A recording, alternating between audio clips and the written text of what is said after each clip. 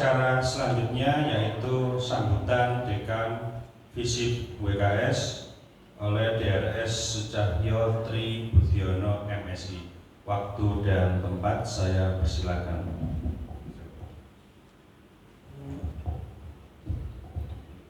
Assalamualaikum warahmatullahi wabarakatuh.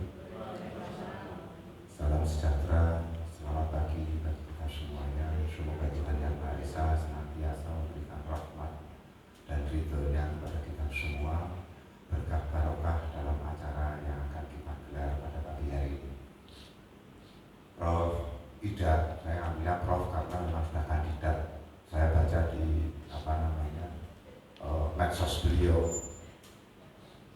Saya tahu pengen biasa orang kepo, bisa lihat siapa sih wong ini. Nah, ternyata beliau ini adalah kandidat profesor. Kita doakan sebentar lagi beliau menjadi guru besar di antara kita nantinya, karena saya berharap silaturahmi ini tidak hanya untuk kali ini Pak Ida, tetapi ini merupakan suatu awal dari silaturahmi yang mana sudah kita jalin beberapa waktu yang lalu.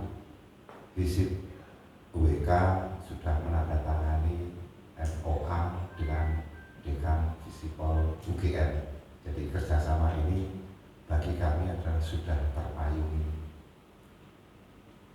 Terima kasih teman-teman dari dekanat yang sudah ikut hadir dalam acara ini, para kaprodi, teman-teman dari dosen perpustakaan, dan yang paling membanggakan pada hari ini saya ketemu dengan para mantan mahasiswa saya, para alumni yang sangat sekarang sudah saya luar biasa.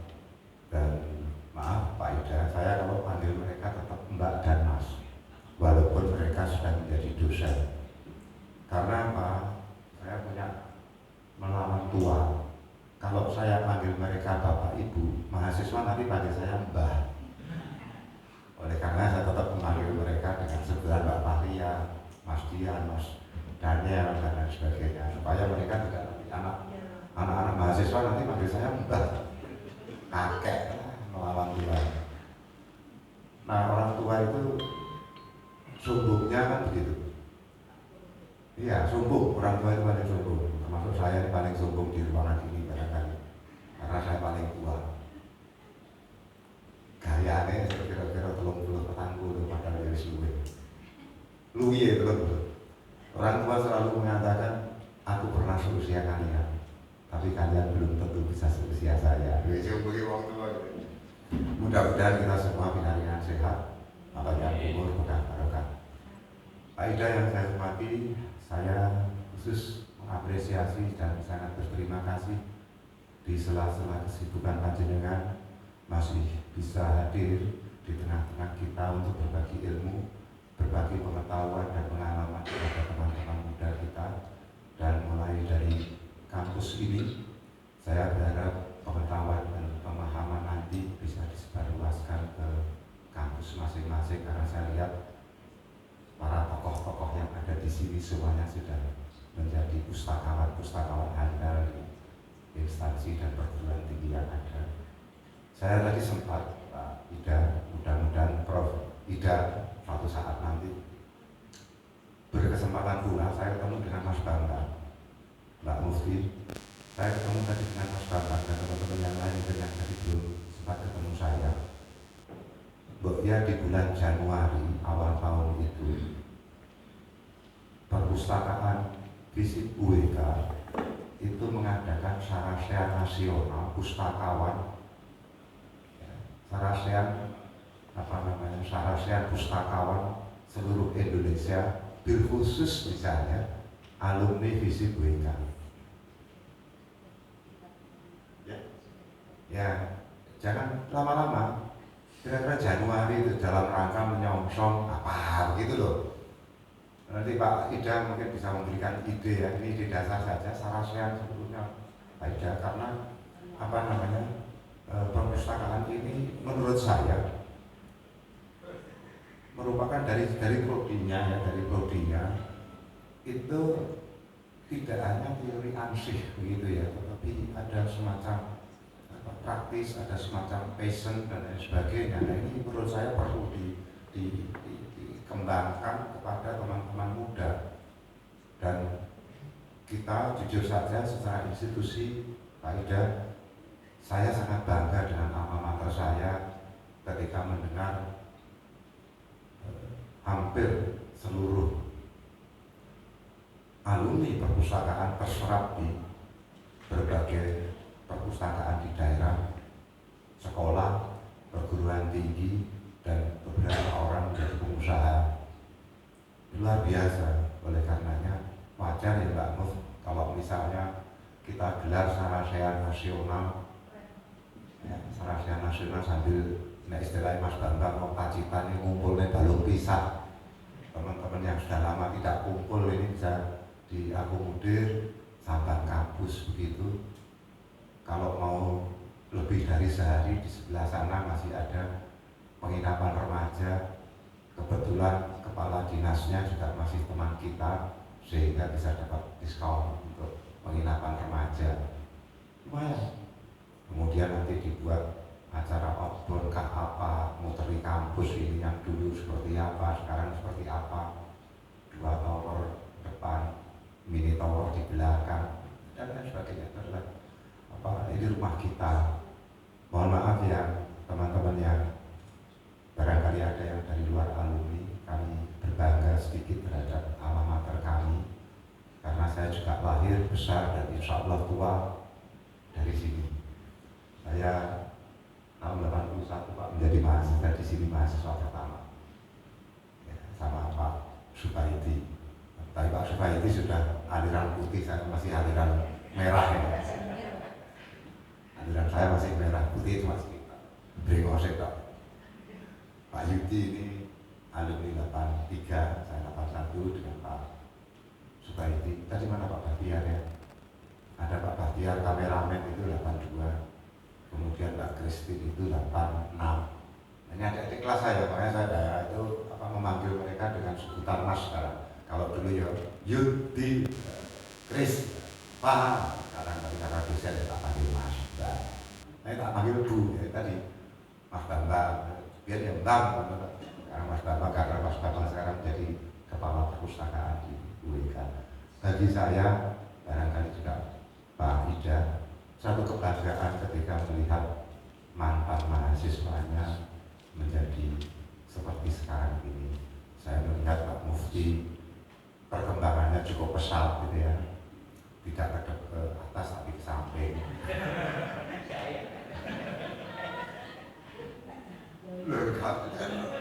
Aku tak delok ae sajane nek foto miring-miring glambing-ambing.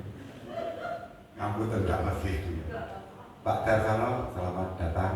Pak Darsono ini kepala Kaprodi Ilmu Politik MIP.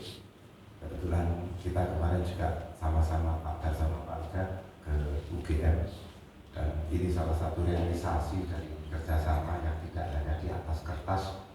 Bagi kami adalah ini merupakan satu action real yang sudah kita payungi dengan kerjasama, dan insya Allah dalam waktu dekat nanti kerjasama ini akan ditindaklanjuti dengan Pak Rektor, antara Rektor UIK dengan Rektor UGM, dan kita melalui Pak Ida yang sudah mempunyai banyak mantan mahasiswa, mohon juga bimbingannya, mohon jaringan-jaringannya, sehingga nanti teman-teman baik itu yang ada di prodi perpustakaan maupun yang pengelola perpustakaan UIK bisa tumbuh dan berkembang sebagaimana yang kita harapkan bersama. Di UIK itu juga ada beberapa perpustakaan fakultas, misalnya fakultas hukum, fakultas kedokteran. Di kedokteran itu malah sudah library ya maksudnya, sudah murni library. Jadi tidak ada lagi buku, tidak ada lagi cetakan yang ada di perpustakaan di sana. Sebagai pilot project untuk perpustakaan yang ada di kampus kita.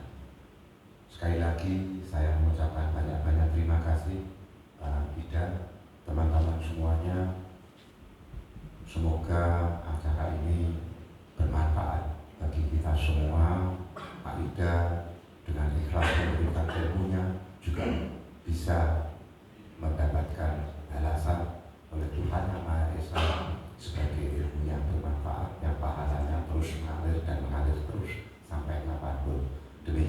sekalian, terima kasih atas perhatian dan kehadirannya. Selamat untuk berdiskusi dalam kegiatan ini, dan saya berharap tidak hanya putus komunikasi sampai dengan di sini, terutama dengan Pak Ida. Mohon kesediaannya untuk bisa diperkenalkan atau dijadikan tempat untuk berkonsultasi teman-teman. Demikian, billahi taufiq wal hidayah. Assalamualaikum warahmatullahi wabarakatuh.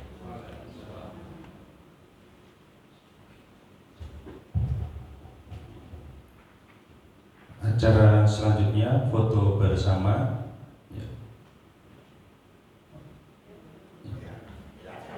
Monggo Bapak Ibu bisa merapat sebentar untuk foto bersama dengan narasumber dan dengan Pak Dekan.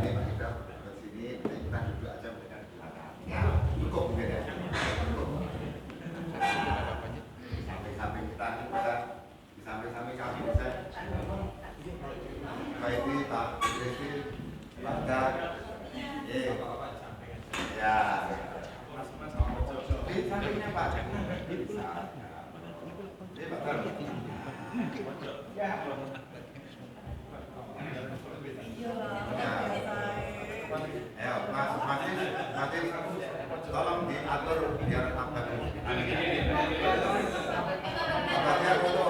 tolong diatur Mas, tolong diatur ya anunya belakang kita biar kelihatan bagus. Dukur duitnya apa masuk semua. Kalau kurang jauh nanti jiplak sampai perapatan.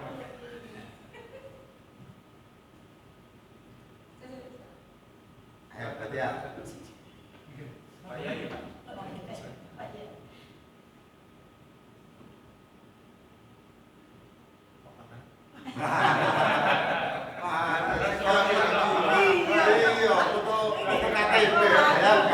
Ganti gaya. Oh ya. Lagi ya, mantap ya. Lagi ya.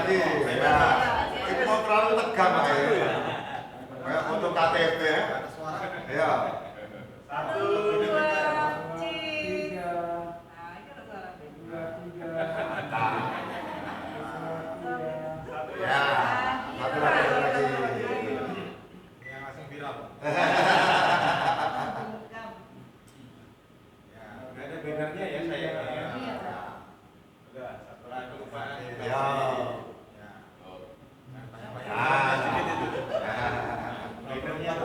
Oke, terima kasih Bapak Ibu. Mohon untuk kembali ke tempatnya masing-masing.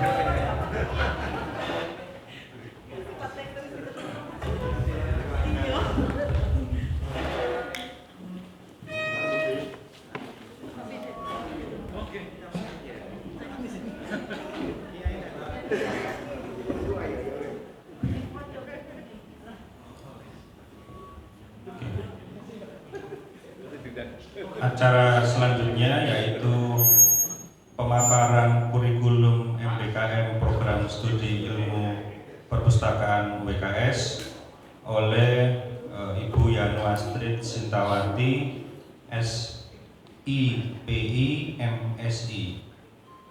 Untuk waktu dan tempat saya persilakan.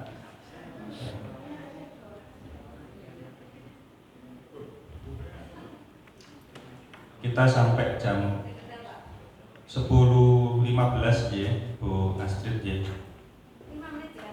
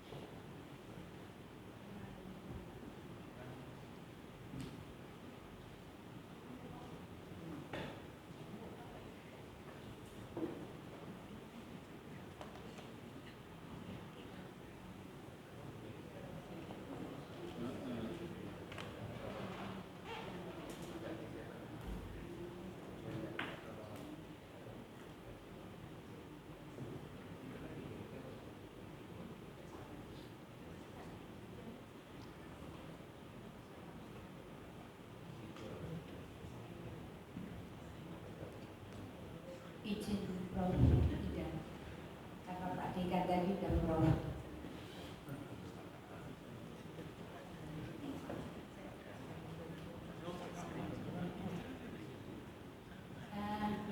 Assalamualaikum warahmatullahi wabarakatuh. Selamat pagi, salam sejahtera untuk teman-teman yang hadir di sini. Matur nuwun sudah bersedia hadir meluangkan waktu dan menghadiri kegiatan ini. Terima kasih untuk Pak Ida yang sudah direpotin, mau direpotin dari kemarin sampai insya Allah siang ini. Ini saya langsung memaparkan untuk mata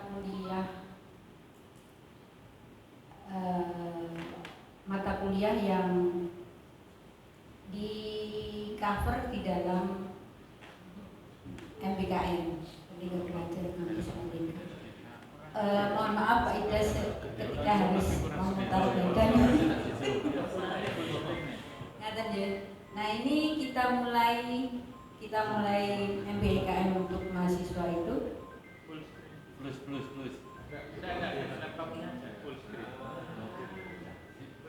Oke, siap.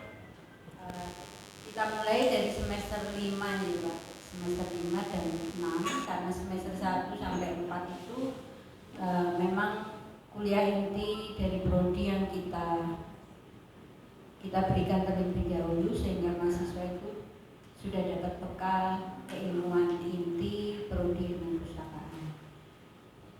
Nah ini di semester 5 kebetulan prodi harus mengambil mata kuliah dari fakultas. Jadi ini ada beberapa yang mata kuliah yang diselenggarakan oleh fakultas, diantaranya pengantar ilmu politik, kemudian pengantar sosiologi, pengantar antropologi, pengantar filsafat ilmu. Pengantar filsafat ilmu ini sudah merupakan mata kuliah prodi. Yang SPT ini Pak itu sudah masuk di mata kuliah prodi. Kalau yang UNO kemudian yang SPO itu masih di universitas dan fakultas. Nah, kemudian ini kelihatannya tidak terlalu bermasalah ketika pada akhirnya mahasiswa kami di semester 6 ini Pak Ida mengambil kegiatan PKL atau praktek kerja lapangan. Nah, praktek kerja lapangan ini dulu sebelum ada MBKM itu kita menyelenggarakan selama sekitar 2 bulan dan itu diselenggarakan di jeda antara atau libur ya antara semester gasal dengan semester genap. Jadi tidak mempengaruhi pembelajaran atau tidak mengganggu mahasiswa ketika melakukan proses pembelajaran.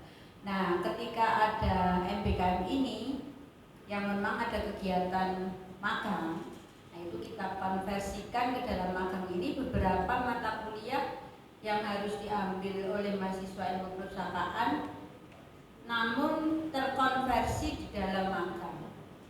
Magang itu sendiri kita konversi ke dalam mata kuliah PKL. PKL ada di sini, ada di SPT 626 ini. Kemudian berikutnya ada manajemen gedung dan peralatan, ada POS, ada teknologi media, ada manajemen pemasaran, ada sumber informasi, perpustakaan komunitas, perpustakaan perguruan tinggi dan perpustakaan sekolah.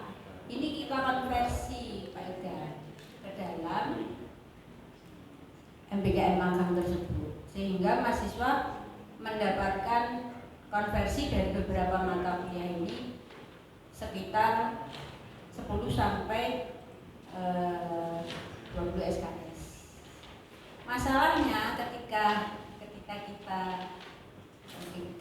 kita mengaplikasikan ini ke dalam pembelajaran mahasiswa itu, ke dalam magang mahasiswa itu, ada beberapa mata kuliah yang memang dalam catatan itu tidak diperoleh dalam kegiatan magang itu tidak diperoleh, kecuali mungkin ketika mahasiswa itu ada yang magang di perusahaan perguruan tinggi, jadi itu kan relevan ya Pak, itu mungkin bisa. Kemudian magang di perusahaan sekolah itu juga bisa dikonversi ke dalam mata kuliah tersebut.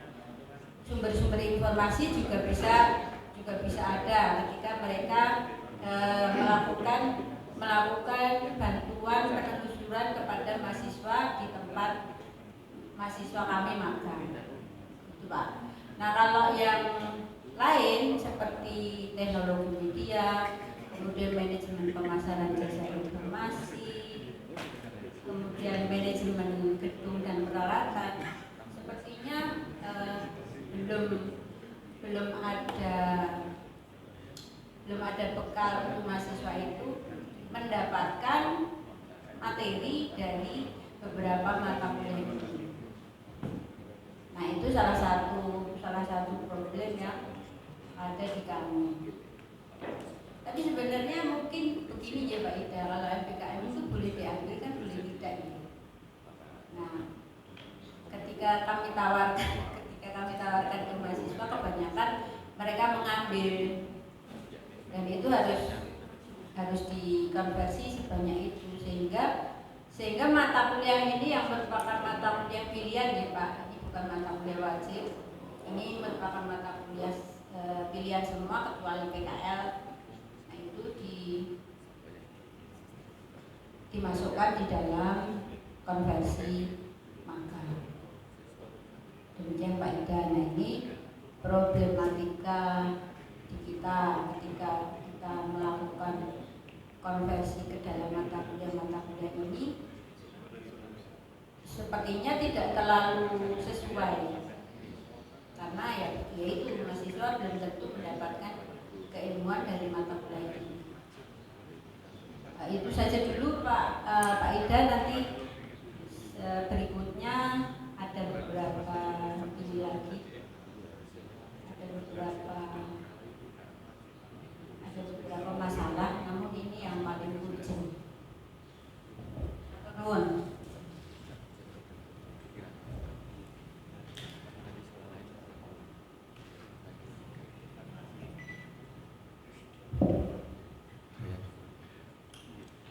Acara selanjutnya yaitu pemaparan perkembangan kurikulum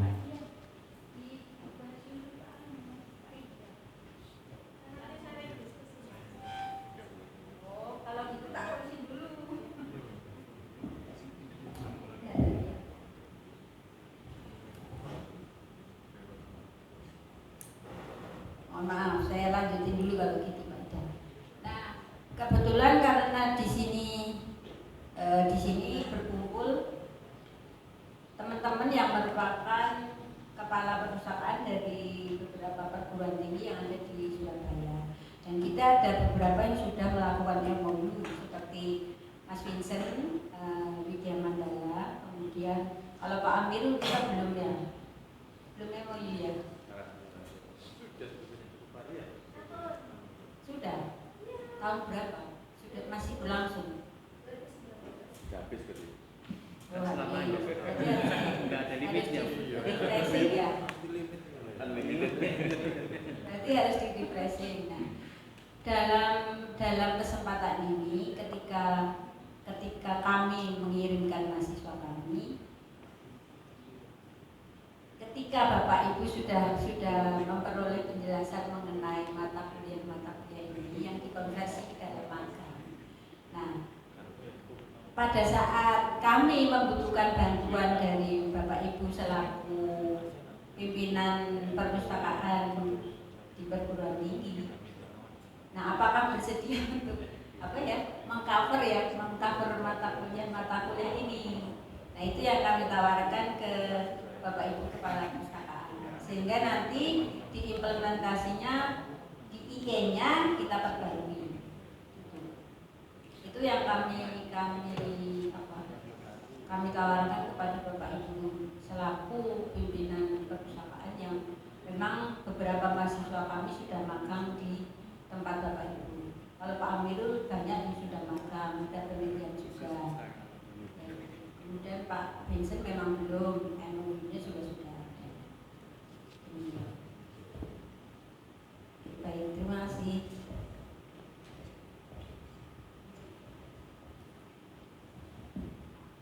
Oke, acara selanjutnya yaitu pemaparan perkembangan kurikulum pendidikan tinggi sarjana perpustakaan dan informasi di Indonesia oleh Prof. Ida Fajar Prianto, BAMA, DRS, PhD, dengan moderator Ibu Varia SSOS MA.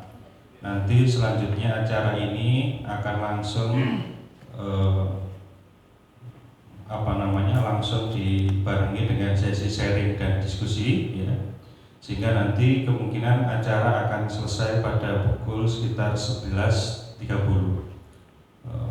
Monggo waktu dan tempat, Bu Moderator, saya persilakan.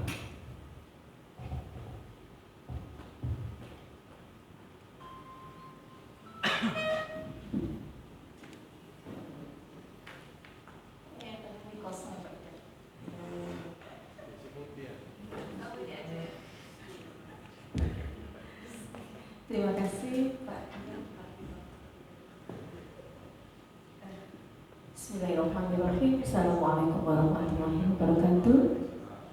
Selamat siang dan salam sejahtera bagi kita semua.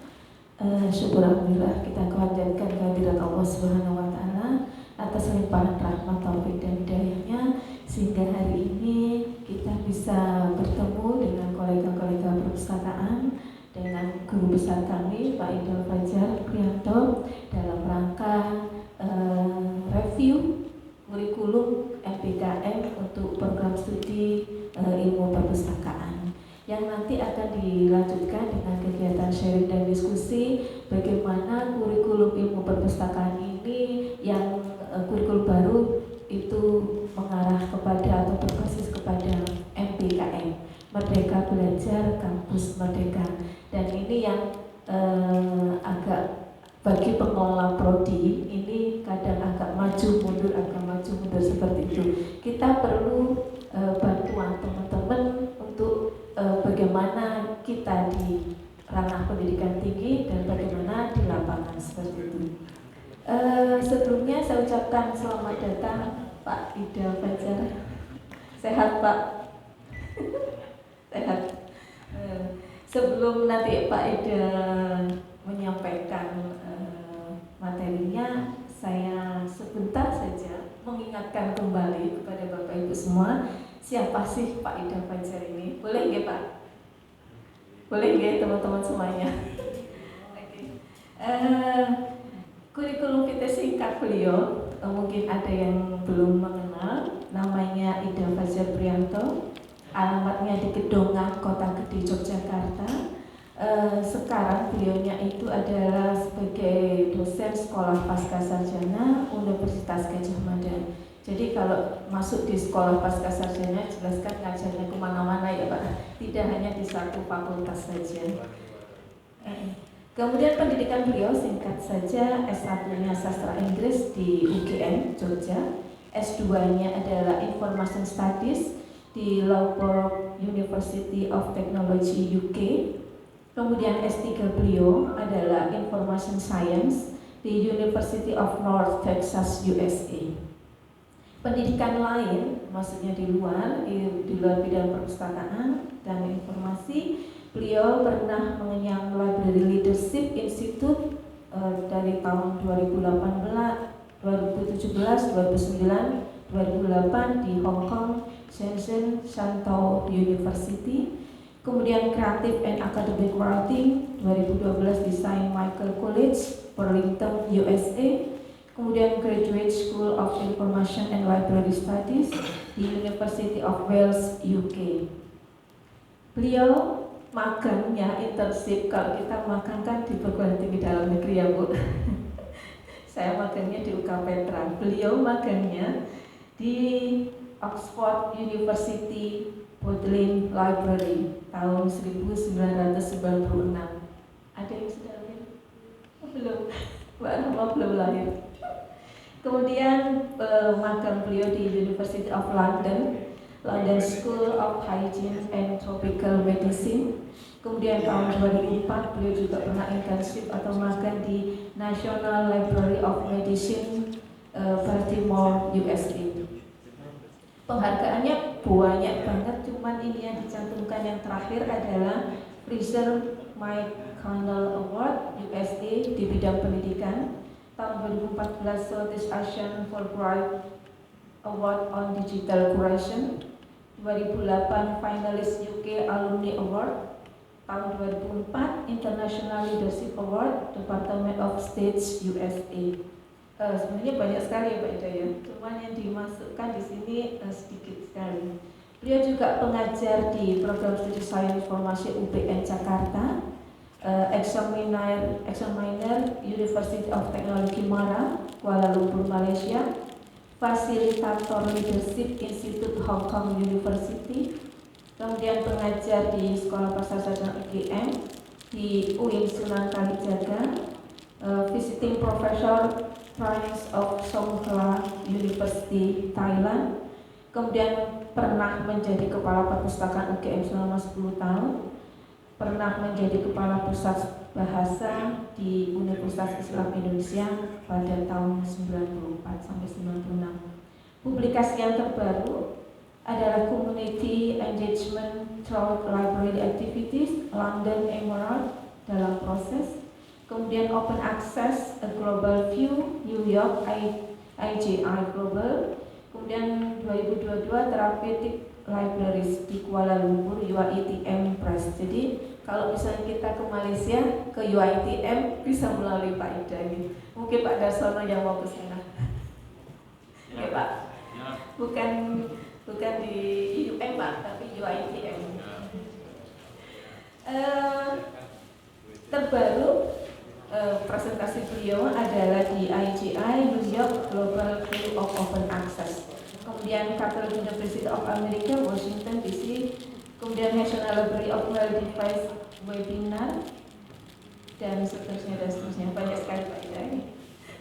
Oke, untuk memulai kami persilahkan Pak Ida bisa menyampaikan materi tentang bagaimana pendidikan perpustakaan di Indonesia. Silahkan Pak Ida. Terima kasih. Assalamualaikum warahmatullahi wabarakatuh. Memang mohon maaf kalau isinya berbeda dengan yang diharapkan karena tidak membaca surat. Suratnya lewat WA jadi nggak pernah dibaca. Satu. Yang kedua adalah saya akan berbicara beberapa poin termasuk Merdeka Belajar kalau di Amerika bukan di sini. Nah terus satu hal yang penting adalah bahwa tidak ada yang namanya identitas diri. Itu satu hal yang penting. Tidak ada identitas diri. Mengapa? Karena yang namanya Amirul Ulum itu bukan identitas diri. Kalau dia mendapatkan penghargaan di Pustakaan Berprestasi Kemenristek di sekitar tahun 4 tahun, sekian tahun yang lalu, itu yang dapat nama itu bukan Amirul saja, tapi WKS juga dapat. Jadi bukan KTP-nya saja, tapi yang lain-lain dapat. Dia juga dihargai juga karena dari UI juga, misalnya gitu. Jadi tidak ada yang namanya identitas diri. Jadi namanya Muti itu kemarin dapat bukan itu yang sebelumnya ada Pustakaan Berprestasi Nasional juga. Jadi WKS itu menghasilkan pustakaan berprestasi nasional. Kemudian juga kepala-kepala menghasilkan kepala-kepala perpustakaan. Ini satu hal yang luar biasa kan. Nah, tetapi juga tidak bisa identitasnya Mas Vincent yang sebagai kepala perpustakaan di Widya Mandala itu tidak hanya identitasnya tidak hanya di sana, tetapi juga di UGM juga. Iya. Jadi kalau dia jadi kepala itu juga identitasnya termasuk identitas di sini dan di UGM. Kira-kira begitu. Jadi nggak ada identitas diri. Itu kebaikan-kebaikan yang para alumni lakukan itu menghasilkan keharuman nama dari lembaga-lembaga yang sudah pernah diselami selama ini. Nah itu satu hal yang saya kira perlu kita lihat. Kemudian dibuat petanya juga, lulusan-lulusan WKS itu sudah kemana aja, di mana saja gitu. Nah jadi kan membanggakan gitu, ternyata lulusannya ada di sini, ada di sini, ada di sini. Jadi kepala perpustakaan UNER juga WKS ternyata, luar biasa kan. ITS juga ya. Nah itu orang-orang di sini luar biasa. Nah itu satu hal yang membanggakan, dan ternyata yang namanya IDA itu baru sekali ini di sini. Itu memalukannya itu di situ. Nah, itu ketidaktahuan IDA itu ada di situ. Nah itu satu hal yang menyedihkan. Mohon maaf. Kalau Pak Ria ini adalah teman kuliah di UGM. Cuman dia sudah lulus, saya belum lulus. Itu ceritanya begitu.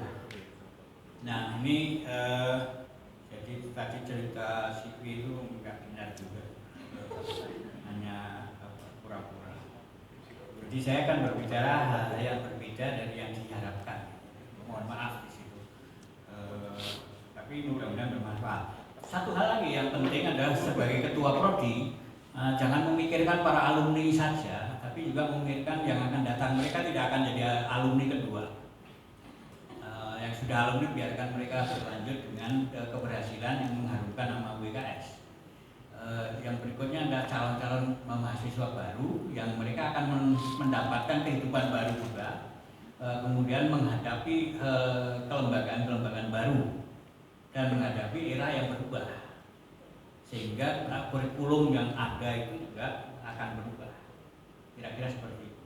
Mudah-mudahan akan berubah juga. Satu lagi juga yang satunya banyak. Ya. Jadi nanti kita bisa adakan seminar-seminar dengan mengundang orang-orang dari negara tetangga itu di WKS, sehingga kita juga sekalian promosi gitu. Nggak masalah dengan nggak perlu biaya gitu loh. Sebetulnya pikiran sebagian orang itu kan mikirnya biaya itu untuk menghadirkan orang asing itu nggak perlu dibayar. Begitu. Bayar ya. Kalau yang mengundang Pak Ida. Nanti kita undang, itu kita adakan seminar di sini. Jadi seminar perpustakaannya itu kita undang orang-orang dari negara tetangga gitu. Dan nanti saya panggilnya mereka untuk kesini gitu. Itu yang saya kira nggak perlu biaya yang banyak dalam kurungnya gitu. Jadi itu undang oke gitu. Tapi kita tidak perlu menggaji mereka. Cukup tiket gitu aja. Tiket Singapura Surabaya kan murah. Itu aja cukup. Nanti ditambah t-shirt atau kaos dari WKS sudah selesai. Nah itu aja. Jadi nanti dari Malaysia satu, dari Singapura satu. Saya undangkan nggak apa-apa. Jadi jangan sampai undangnya nanti salah satunya alumni juga. Nah itu alumni juga kita perlu undang. Gantian tahun depan, mungkin tahun depannya siapa gitu. Tahun pertama Amirul dan Vincent. Karena dari sini. Jadi alumni ini perlu kita munculkan juga, jangan sampai kita tinggal, tapi kita munculkan sebagai pembicara itu pengalaman mereka. Tapi juga kita bandingkan, bukan dibandingkan, tapi juga kita perlu mendengarkan kawan-kawan dari negara tetangga seperti apa perkembangan. Mengingatkan Bapak Ida Februari. Siap. Februari 2023. Nah, ini kawan-kawan dari alumni WKS ini Februari juga akan pergi ke negara tetangga juga. Nah, ini, saya diajak bulan gitu. Saya akan diajak ini sama Mas Amirul untuk pergi ke negara tetangga. Sebelumnya itu ini juga. Ya, itu yang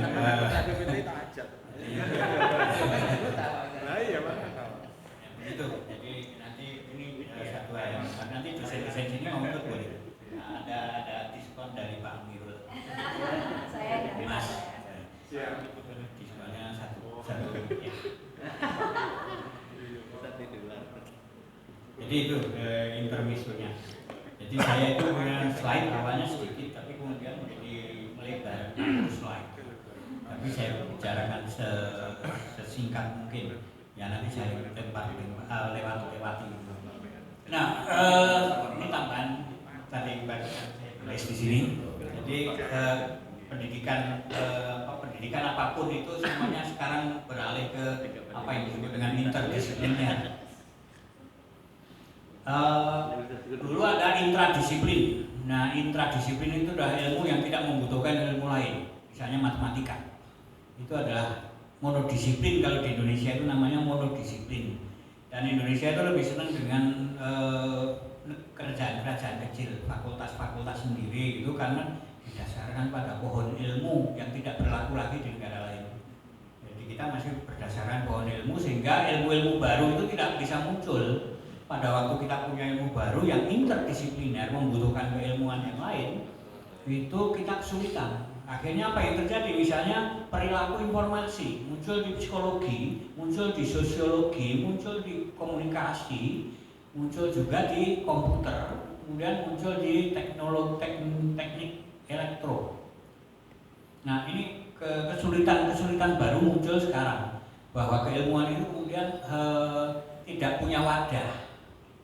Karena apa? Karena kita berdasarkan pada pohon ilmu, jadi akarnya siapa gitu. Padahal sekarang itu yang modelnya adalah science mapping, pemetaan ilmu. Jadi peta ilmunya itu kemana? Ini membutuhkan ilmu apa? Misalnya kedokteran, itu membutuhkan sosiologi cukup banyak. Manajemen rumah sakit misalnya, di situ saya ngajar.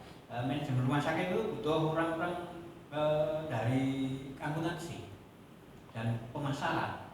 Nah itu, karena kebutuhan manajemen rumah sakit adalah bagaimana rumah sakit jadi kaya. Itu kemudian manajemen pelayanan kesehatan itu orang-orang bukan dokter yang isi, tapi banyak dari ekonomi dan bisnis. Nah ini adalah model-model yang disebut dengan interdisipliner, keilmuan yang tidak bisa berdiri sendiri tapi membutuhkan keilmuan-keilmuan yang lain. Perpustakaan itu juga ilmu yang tidak bisa berdiri sendiri. Berdiri sendiri itu cuma jadi teknis, dan memang aslinya teknis. Tahun 1887, 1886, 1887 itu teknis sekali awalnya. Jadi interdisipliner ini adalah keharusan, di mana itu kita tidak bisa berdiri sendiri.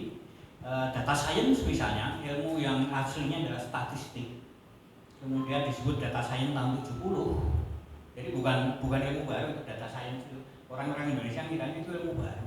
Bukan. Orang statistik mengatakan data science itu tahun 70. Bukan belakangan ini. Kita kadang-kadang nggak tahu perkembangan keilmuan karena kita berdasarkan pohon ilmu tadi, akarnya dari mana. Padahal kalau dalam peta kita lihat di situ keilmuannya berkembang.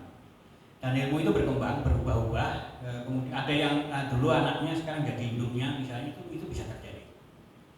Nah, interdisipliner. Kalau lintas disiplin, yang disebut dengan lintas disiplin itu kita belajar di fakultas atau di prodi sosiologi, tapi yang kita pelajari adalah sastra. Misalnya begitu.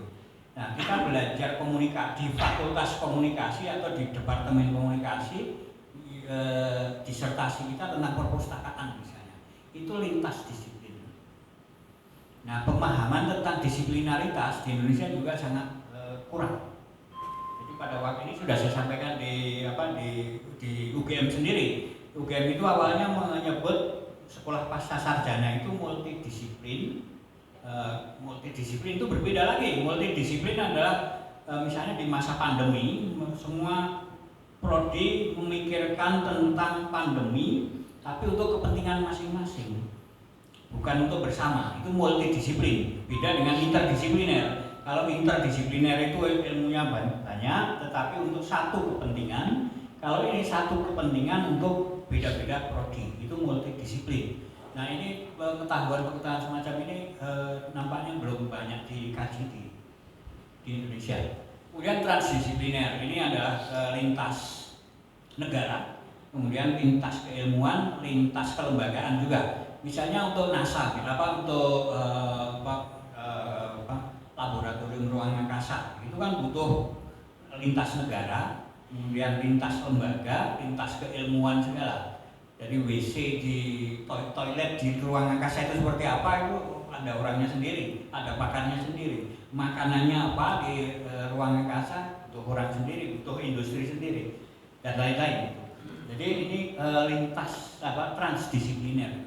Nah, sekarang ada supradisipliner juga. Jadi ini juga multidisiplin dan lain-lain ini sekarang juga berkembang.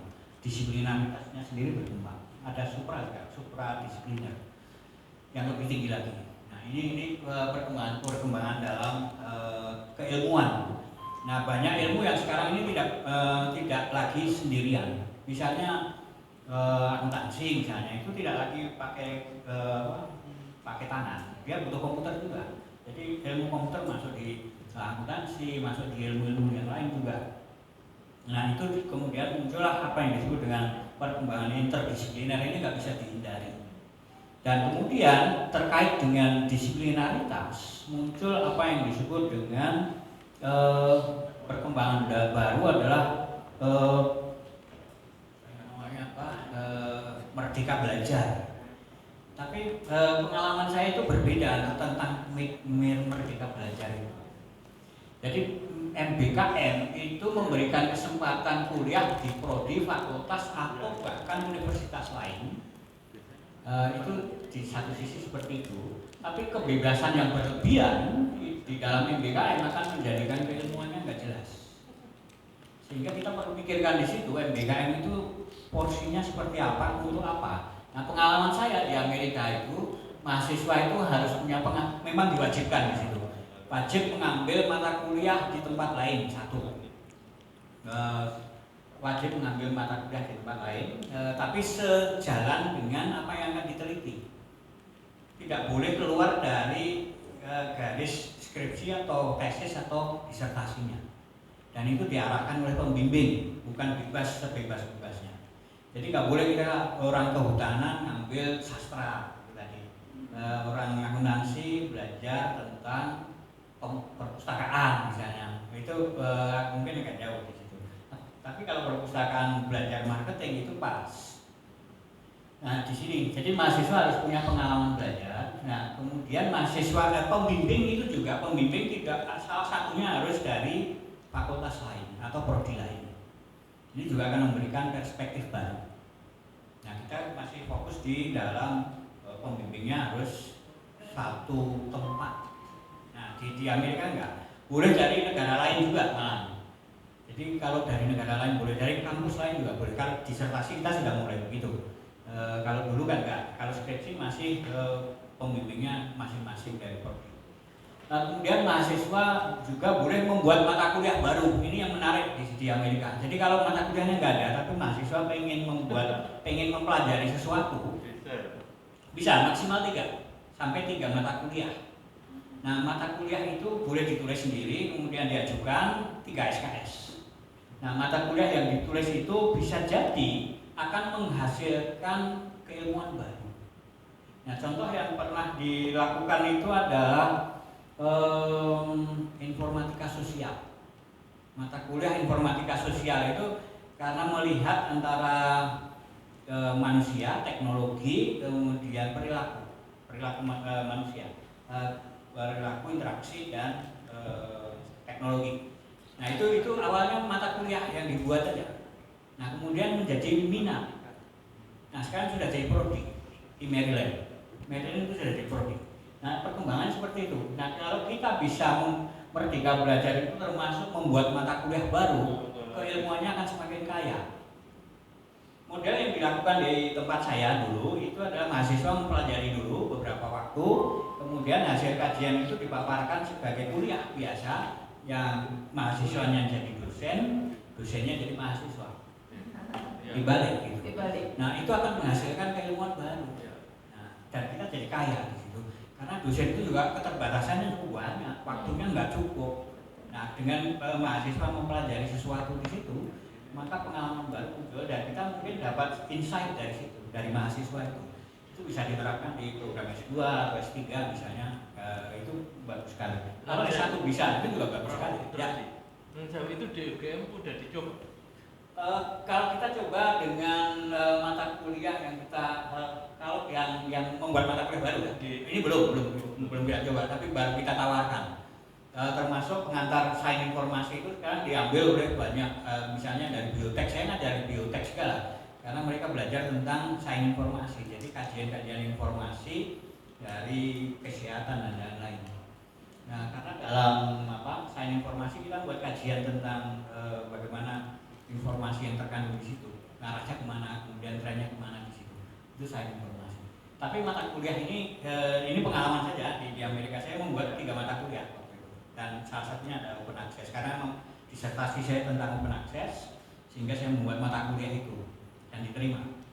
Nah itu contohnya. Jadi ini contoh Merdeka Belajar yang benar-benar bagus, itu bisa membuat mata kuliah baru, kemudian bisa kuliah untuk di tempat lain untuk mendukung. Nah kemudian juga dosen pembimbing tidak harus dari prodi, juga dari bidang lain diharapkan.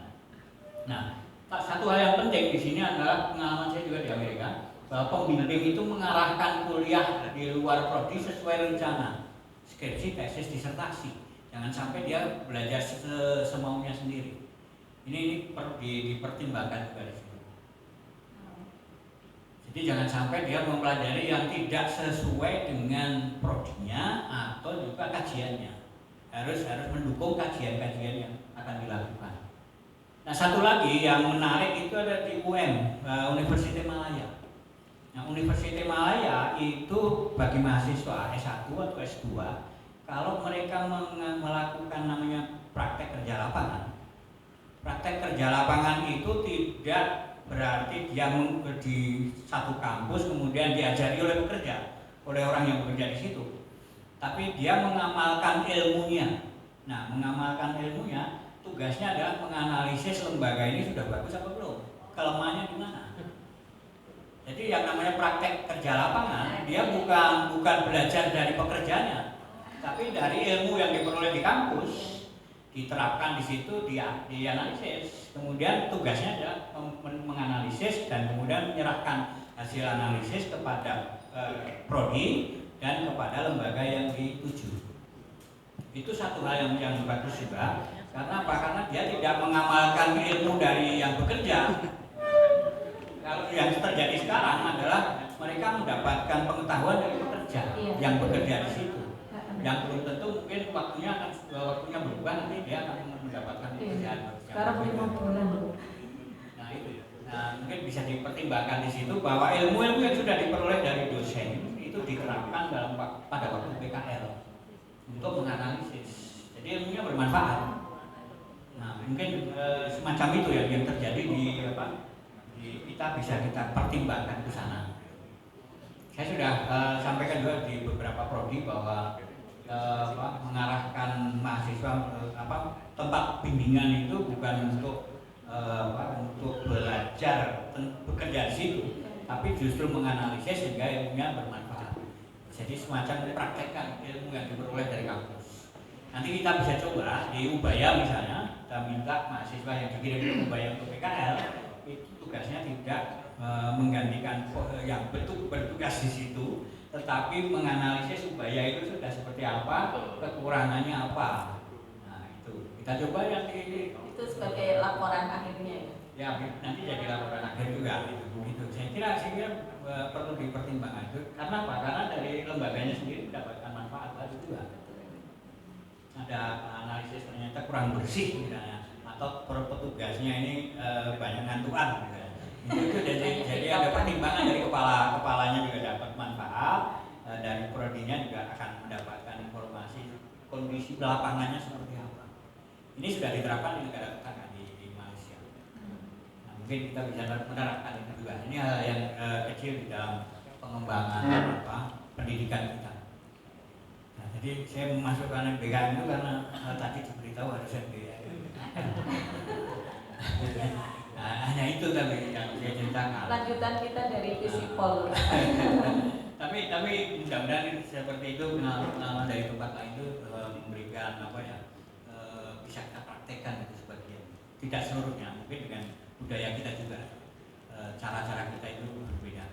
Di Amerika itu seperti saya itu pengalamannya adalah saya nulis proposal disertasi tanggal 17 November 2014.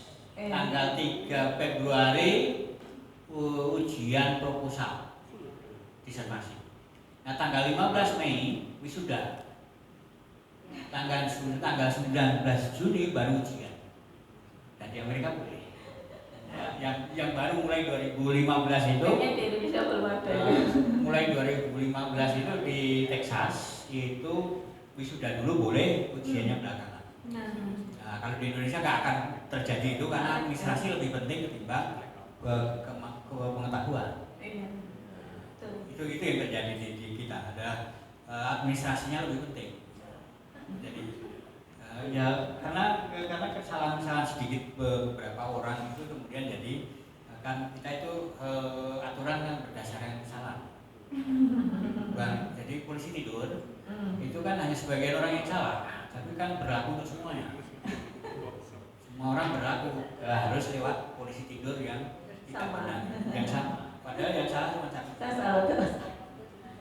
Jadi ya lihat aja. Semua peraturan kebanyakan berdasarkan kesalahan. Gojek ada masalah juga, kemudian baru ada aturan. Aturan adalah dibuat sesudah ada masalah. Nah itu ilmu politik. Saya tidak di dalam politik, tapi mengamati saja. Oke, itu yang terjadi. Nah, kemudian yang lain itu dalam konteks perkembangan keilmuan. Kita lihat di sini, yang di Indonesia itu persoalan terjadi pada information science yang sekarang baru dibuka di UPN. Itu pun berdarah-darah perjuangan 7 tahun untuk membuka information science. Nah, ini kan kita berdasarkan Thomas Kuhn tahun 62 ya. Jadi awalnya itu mungkin semacam minat saja, kemudian jadi normal science, jadi prodi. Prodi kemudian ada perjalanannya lancar, tapi kemudian ada ide-ide baru bahwa ini tidak benar, ada sesuatu yang salah di situ, sehingga ada krisis di sini. Nah kemudian ada revolusi, kemudian berubah, kemudian jadilah normal science lagi di situ. Itu yang terjadi di kita. Dan saya itu dimusuhi sudah hampir 7 tahun itu dimusuhi para dosen perpustakaan. Karena saya itu sebutkan information science itu bergantilah ke information science, kan di tempat lain itu sudah bergeser ke information science. Karena cara pandangnya berbeda. Jadi para pustakawan itu melihat informasi itu ada di dalam buku, surat kabar dan lain-lain. Sementara orang information science itu melihat informasi dari berbagai aspek, fungsi ikroknya jalan di situ. Jadi kalau mau merasakan rasanya knalpot, punya informasi tentang panasnya knalpot kalau di kulit, itu bukan berdasarkan membaca buku, tapi tempelkan dulu kaki di knalpot, itu baru akan merasakan. Itu dapat informasi. Nah informasi itu bisa berasal dari berbagai sumber. Itu contohnya begitu. Tapi information science itu tidak hanya mempelajari tentang informasi sebagai benda. Nanti ada slide-nya, jadi saya akan melanjutkan nanti saja. Jadi itu. Tapi dalam perkembangan keilmuan itu seperti ini. Jadi saat ini saya di Kemdikbud kemarin itu membahas ini bahwa ilmu perpustakaan itu sudah harus bergeser ke information science. Sehingga di sini terjadi semacam itu.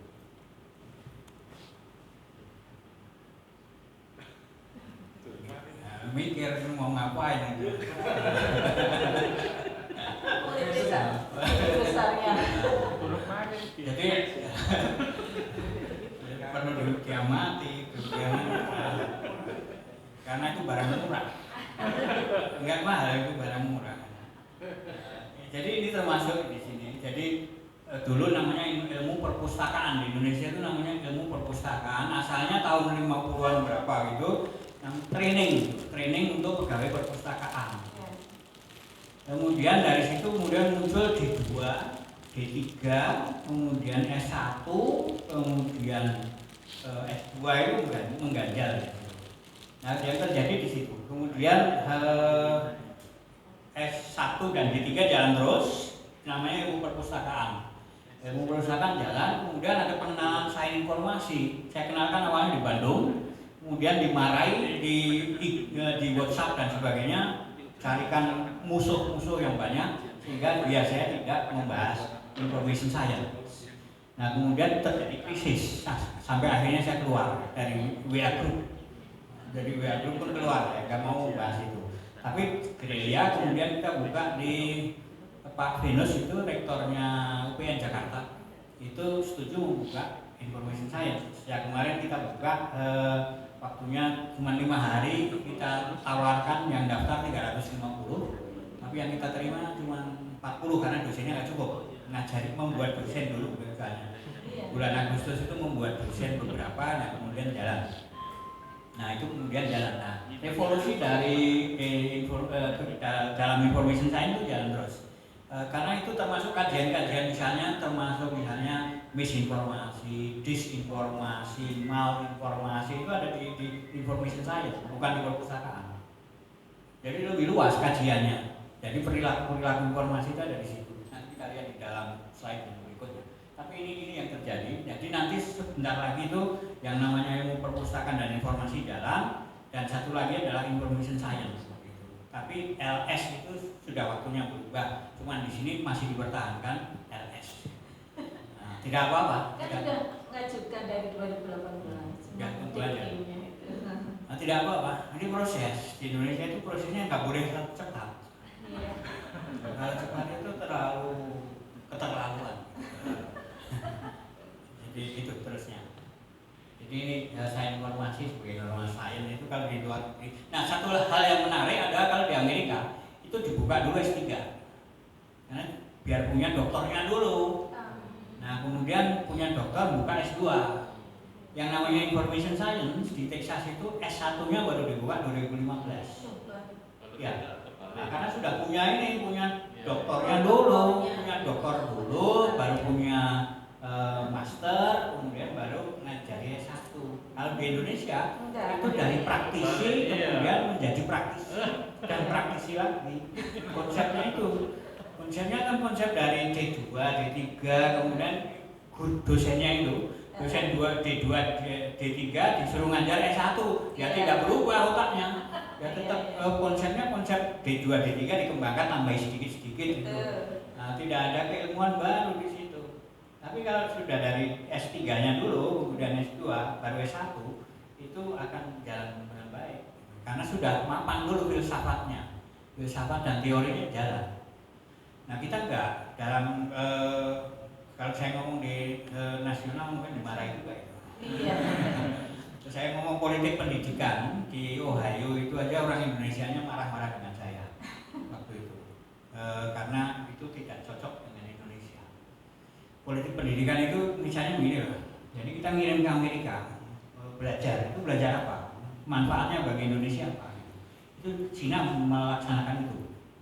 Cina itu ngirim ke Amerika, ngirimnya 150 sampai 200 ribu orang setiap tahun ke Amerika untuk mempelajari marketing aja. Karena produk-produk Cina harus masuk ke Amerika. Itu satu. Tapi ideologi pendidikannya harus masuk juga. Ideologi Cina itu harus masuk di Amerika. Setiap prodi di Amerika harus ada Cinanya, dosen Cinanya ada. Nah, lihat saja nanti kalau di Amerika. Di negara lain juga begitu. Modelnya itu politik pendidikan.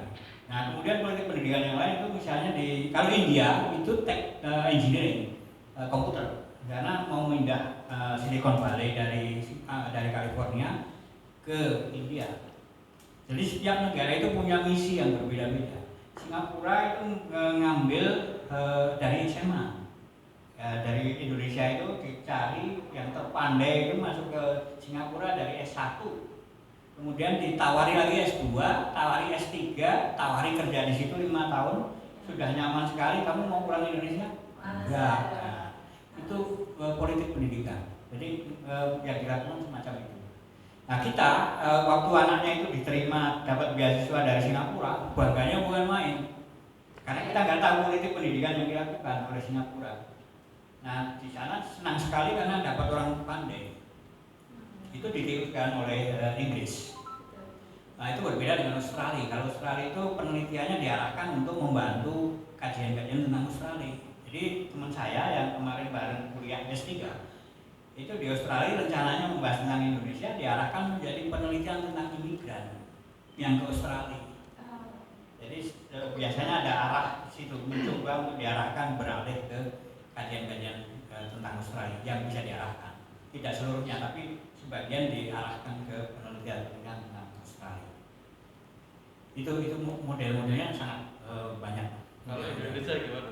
Indonesia kita kalau dalam jumlah ke Amerikanya drop dari tahun 98. Tahun 98 itu sekitar 15.000 orang di Amerika, tapi sekarang itu 6.000-an, 6.000 satu. Yang kedua kita itu mau berangkat ya terserah. dapat beasiswa, mau belajar apa terserah. Iya. Pulang ya terserah. Iya. Nggak dapat kerjaan nggak masalah. Iya, kan? Nah, itu. Jadi kita itu nggak Nggak dipikirkan gitu. Jadi tujuan dari sekolah itu untuk apa? Yang diteliti apa di situ? Manfaatnya apa? Nah itu kita tidak mempelajari. Paling tidak nanti WKS itu juga perlu melakukan itu. Jadi yang OS3 itu kajiannya apa di situ? Apa manfaatnya bagi WKS? Ini yang saya coba lakukan minggu lalu. Saya sudah mulai untuk kawan-kawan di Perpusnas. Jadi saya panggil semua yang dari yang sekolah, yang S2 maupun S3, kajiannya apa aja di situ? Apa yang kontribusimu terhadap Perpusnas? Jadi ada 30 orang yang sedang sekolah. Nah itu kita panggil. Kemudian kita coba untuk kontribusimu apa untuk lembaga. Ini yang mau berangkat ke Amerika ada 2 di Perpusnas itu. Dan juga saya tanya juga mau nulis apa di situ, sehingga itu membantu di bidang apa. Nah ini penting bagi kita. Politik lokal dulu lah, politik lokalnya dulu, lokal dari lembaga dulu. Jadi mempelajari apa, disertasinya itu yang penting. Terutama disertasinya tentang apa, kontribusi terhadap lembaga apa. Nah itu kepakaran, karena kita ini kepakaran. Nah kita semakin banyak orang-orang yang punya kontribusi terhadap lembaga atau negara, itu akan semakin bagus. Nah kita nggak pernah berpikir ke situ. Yang mau nulis apa, disertasi apa, pulang ya terserah, nggak pulang terserah. Iya, gitu. Nah, itu yang kedua. Nah ini hal-hal yang saya kira penting untuk dipertimbangkan. Politik pendidikan, saya hanya bicara di Ohio dan di beberapa negara lain. Di Indonesia tidak berbicara. Nanti kami udah dulu tahun kemarin kami udah dari Sumatera Utara. Judulnya persis politik pendidikan itu. Oh ya. Tapi saya belum mendapatkan gambaran seperti tadi. Oh ada, itu misalnya gambarannya. Indonesia itu misalnya, Indonesia itu pasarnya Malaysia yang luar biasa. 40% lebih mahasiswa asing di Malaysia itu dari Indonesia. Ada Indonesia betul. Dan itu pasar mereka. Misalnya kedokteran tropis. Kedokteran tropis itu dilakukan Malaysia. Malaysia kirim ke UGM setiap tahun itu 30 orang. Sekian tahun, 10 tahun itu aja sudah dapat 300 orang ahli dokter tropis. Dokter yang ahli di bidang kedokteran tropis di Malaysia, dan Malaysia sekarang jadi pusatnya kedokteran tropis, bukan Indonesia lagi. Nah ini contoh, ya, bidangnya sampai situ. Nah model-model itu yang dilakukan negara lain. Jadi negara lain itu sudah mulai dengan politik pendidikan yang luar biasa. Contoh lain itu adalah tentang ya akhir tahun ini Prof, nanti kita udah. Jadi itu yang terjadi dalam konteks itu. Ada lagi yang lain-lain. Jadi politik pendidikan memang sangat luas. Ya Saudi, ya, misinya apakah Amerika? Ada misinya juga. Misinya berbeda. Nah, itu contoh-contoh dari bagaimana politik pendidikan berlangsung. Oke, nah tadi sedikit tentang data science ini ditulis sendiri yang sebelum itu. Jadi data science itu tahun 70-an. Data science itu dulunya statistik, tapi karena pakai komputer namanya ganti. Jadi satu hal yang penting dalam dunia pendidikan itu adalah fashion. Fashion itu scientific fashion. Scientific fashion itu penting. Jadi nama itu akan mempengaruhi. Jadi kalau nama mata kuliahnya perabot perpustakaan itu nggak menarik sekali. Di dalam di negara lain. Saya sudah lihat. Nama mata kuliah perabot itu nggak menarik bagi orang sekarang ya Pak ya.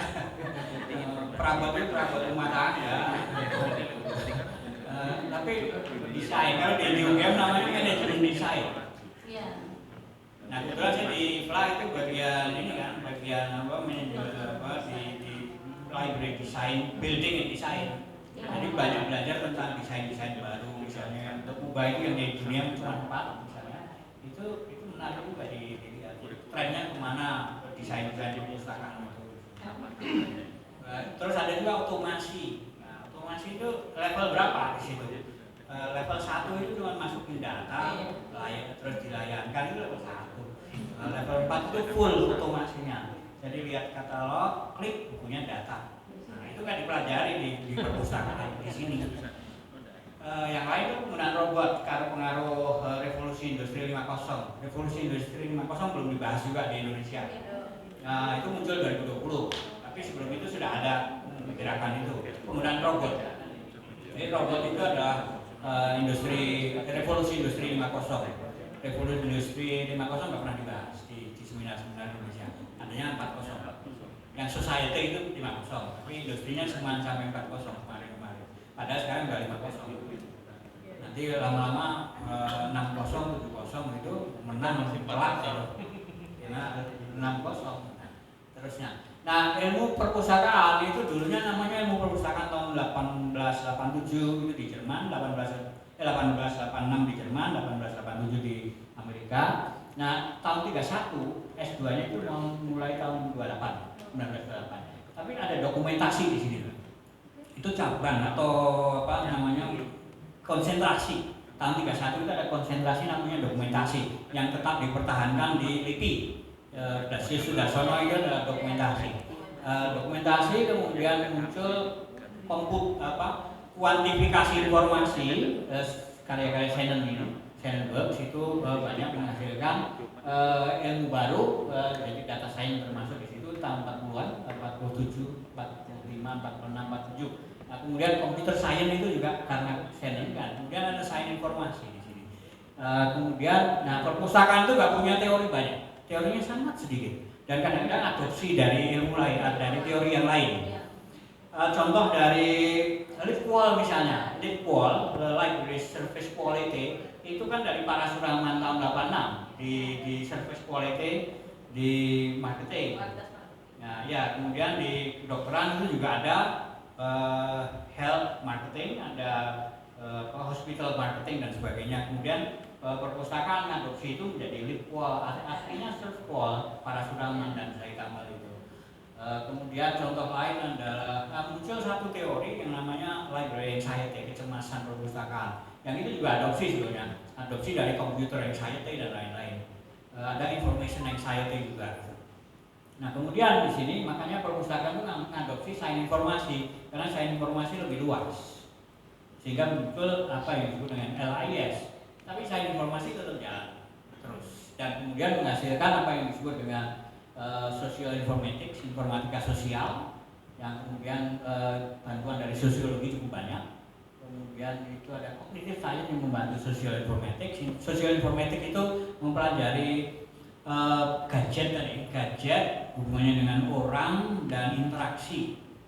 Jadi ada dulunya itu namanya tradisi lisan yang disebut primary orality itu tradisi lisan, yang kemudian menjadi secondary orality. Secondary orality itu jagongan kebiasaan kita ngobrol tapi menggunakan jempol dan jari.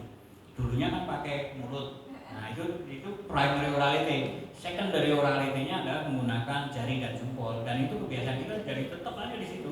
Jadi ngobrol kita itu nggak berubah, tradisi lisan kita nggak berubah. Tradisi lisan kedua tadi. Tradisi lisan ketiga itu karena media sosialnya semakin banyak. Sekarang sudah 102, sekitar 102 kalau dalam media sosial. Nah, sudah di-share di IG, masih di-share di Facebook, masih di-share WhatsApp, masih di-share di mana. Itu tertiary orality. Jadi tradisi lisan di berbagai media sosial. Jadi perkembangan cukup panjang. Ada scientometric, infometrics, bibliometrik, webmetrics itu cabangnya dari scientometrics. Jadi kita tahunya bibliometrik itu anaknya dari infometrics, kemudian dari scientometric juga. Nah di situ. Nanti kita pelajari dalam sesi khusus 3 jam. Oke, terusnya. Nah, jadi ini perkembangan perpustakaan ini diskusi di Chulalongkorn tahun 2017, saya hadir di situ. Jadi awalnya itu library ekonomi, kemudian fokusnya pada koleksi. Nah, perpustakaan di Indonesia, prodi-prodi perpustakaan masih menggunakan ini konsep dari library ekonomi. Jadi klasifikasi, katalogisasi itu porsinya luar biasa banyak. Jadi orang masuk perpustakaan itu yang dipikir ada klasifikasi, mengkatalog, membuat itu angka yang mau keluar besok apa itu dipasang di buku gitu. Nah itu yang terjadi di situ. Fokusnya di situ. Itu namanya library ekonomi era-era awal itu. Kemudian ada library studies, fokusnya pada koleksi dan sedikit layanan. Itu kemudian bergeser ke library science tahun 80-90 menjadi fokusnya pada koleksi dan banyak layanan. Kemudian berkembang menjadi library and information science, itu kajiannya user studies, perilaku orang, bidang perpustakaan dan lain-lain. Kemudian ada School of Information karena informasinya tidak hanya tentang bagaimana orang menggunakan media sebagai informasi, tapi juga processing, misalnya information processing. Kan informasi tidak hanya dari buku, tapi juga dari otak. Jadi yang namanya information seeking, pencarian informasi itu tidak hanya dari buku. Dari sini juga kadang-kadang ingat kemarin itu ngapain ya? Itu lampu ini kognitif itu. Jadi kemarin itu ngapain dia? Informasinya sudah ada di sini dan dia cari sendiri, cuma dia dipelajari oleh perpustakaan. Karena perpustakaan yang dipelajari buku itu isinya apa. Tapi dalam konteks itu information processing itu dari sini menjadi tulisan. Itu munculnya dari otak. Yang kemudian dikeluarkan itu information processing. Tapi information as process itu ada baca kemudian masuk ke sini. Itu information as process. Jadi ada surat kabar kita baca. Itu namanya information as process. Kemudian satu lagi kuliah dari semester 1 sampai 8 kemudian ada tulisan yang diserimpangkan laida gitu ya. Jumlah laida gitu. Nah itu kemudian dia information as knowledge. Nah itu semuanya dipelajari di information science. Nah sementara perpustakaan itu pada information as state. Nanti muncul juga slide-nya. Itu perkembangannya semacam itu. Mengapa kita bergeser ke School of Information atau namanya iSchool. Terus lagi dilewati karena waktunya dikejar waktu. Nah, satu lagi yang menarik dalam perkembangan keilmuan adalah kita itu masih tetap aja di sini. Jadi paradigma keilmuan itu ada 4 ya. Sekarang sudah masuk ke 4. Jadi dulu awalnya tahun 1500-an itu adalah berdasarkan pengalaman eksperimen-eksperimen. Jadi dulu paradigma 1 itu empirical science, empiris, ilmu empiris itu didasarkan pada eksperimen-eksperimen, percobaan. Kemudian di situ termasuk ya semua cobaan-cobaan kemudian jadilah itu satu ilmu. Tapi kemudian tahun-tahun berikutnya 18 sekian itu muncul theoretical science, ilmu-ilmu berdasarkan teori. Ada teorinya apa gitu. Nah sampai sekarang di Indonesia juga masih teorinya apa gitu. Kalau pembimbing itu selalu tanya teorinya apa, harus begitu. Nah gitu. Iya, ini tambah ini sampai mahasiswanya bingung sendiri, nggak selesai S3-nya. Nah kemudian di sini ada komputasi. Jadi paradigma 3 itu adalah computational science. Computational science itu nyebar kuesioner pakai kertas itu, kemudian datanya dimasukkan ke SPSS. Nah itu adalah paradigma 3. Paradigma 3 itu manual nyari datanya, wawancara itu, kemudian direkam, rekamannya ditranskrip, masukkan di NVivo. Nah itu masuklah di situ paradigma 3. Ada sampelnya di situ yang di dalam paradigma 3 itu pakai sampel. Nah sampelnya harus mengikuti ini sementara lupa bahwa ada contoh lain yang terbitan tahun 70-an. Kalau 10 populasinya 10 itu pun bisa diteliti sebagai ada sampelnya juga 10. Kalau 30 sampelnya 28. Ada itu daftarnya. Yang di Indonesia tidak dikenal. Waktu saya munculkan itu di UGM, ini datanya siapa? Nggak ngerti, padahal itu dipakai di Amerika. Jadi kalau populasinya cuma 20, ya bisa aja diteliti secara kualitatif. Ada teori ada. Kita minimal berapa Pak? Ya kita masuk kadang-kadang harus jumlahnya gini kalau populasinya cuma 29 misalnya. Ya tetap aja 29 juga bisa pakai. Bukan harus sampelnya harus sekian pakai rumus ini Slovin misalnya gitu. Slovin aja gitu. Nah, itu model di Indonesia, tapi sebenarnya itu komputasi. Jadi paradigma 3. Tapi paradigma 4 itu N besar sama dengan N kecil. Sampel sama dengan populasi atau populasi sama dengan sampel. Jadi pakai Google Form kita sebarkan gitu, kemudian datanya sudah ada di komputer juga, kemudian kita olah jadilah di situ. Jadi populasi dan sampel sama. Itu adalah big data driven. Ini paradigma 4 dalam keilmuan. Yang kita belum sampai ke situ, tetapi sudah kelihatan mulai Google Form disebarkan itu sudah mulai. Jadi awal-awal masuk ke sini. Kalau di tempat lain udah paradigma 4. Kita masih kadang-kadang ditanya. Ya, kalau PT itu malah bisa kita sebar, nggak perlu tanda tangan asli dari narasumber yang datang. Gitu. Nggak mau kalau Google Form untuk laporan PT loh Pak.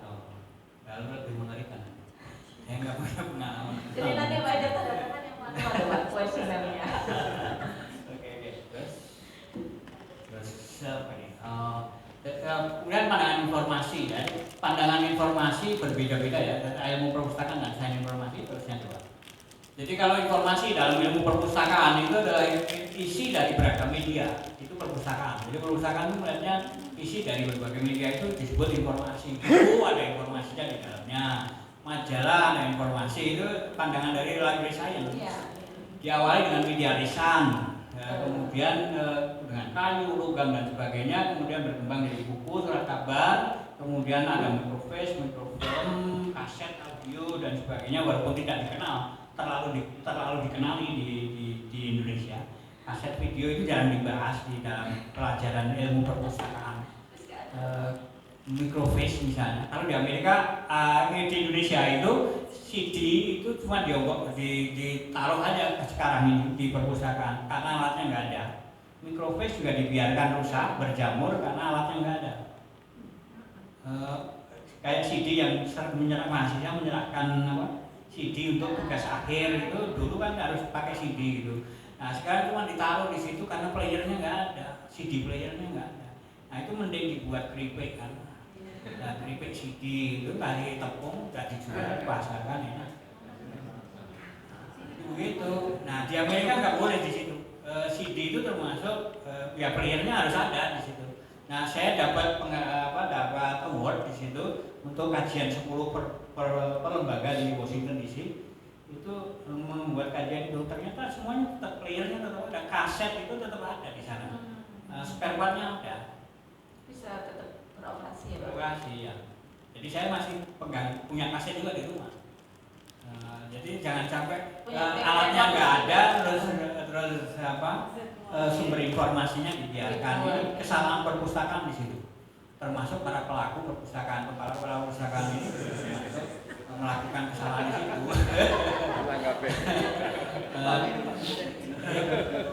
Misalnya sebelum cari playernya CD itu, kemudian dialihkan kemana gitu.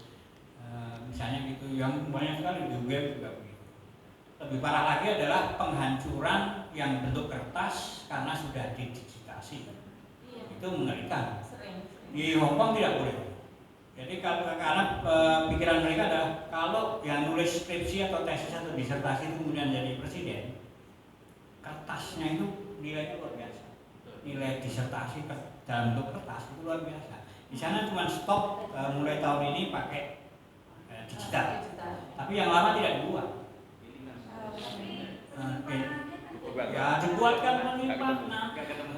Ya kita kan alasannya nggak punya tempat. Terus akhirnya itu dijadikan.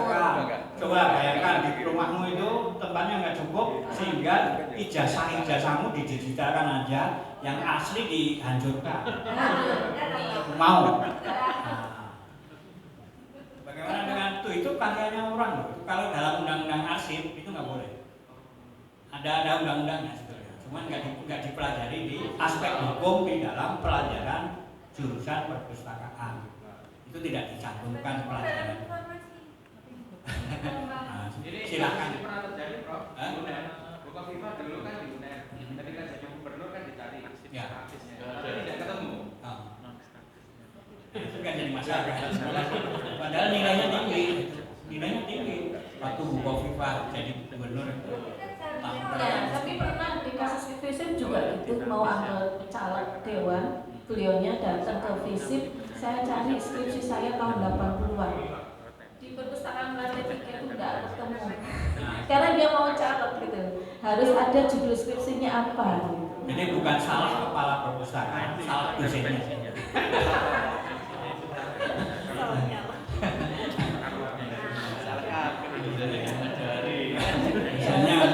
Dosennya dulu kuliah ya, dosennya dosen. Enggak perkembangan pandangan dari jurusan perpustakaan tentang informasi. Terus, nah informasi dalam information science itu sederhana, sesuatu yang mengubah struktur kognitif. Ya nggak apa-apa, kan saya yang ngomong. Moderator nggak penting. Informasi itu sesuatu yang mengubah pengetahuan orang. Jadi rasanya knalpot itu diperoleh dari situ.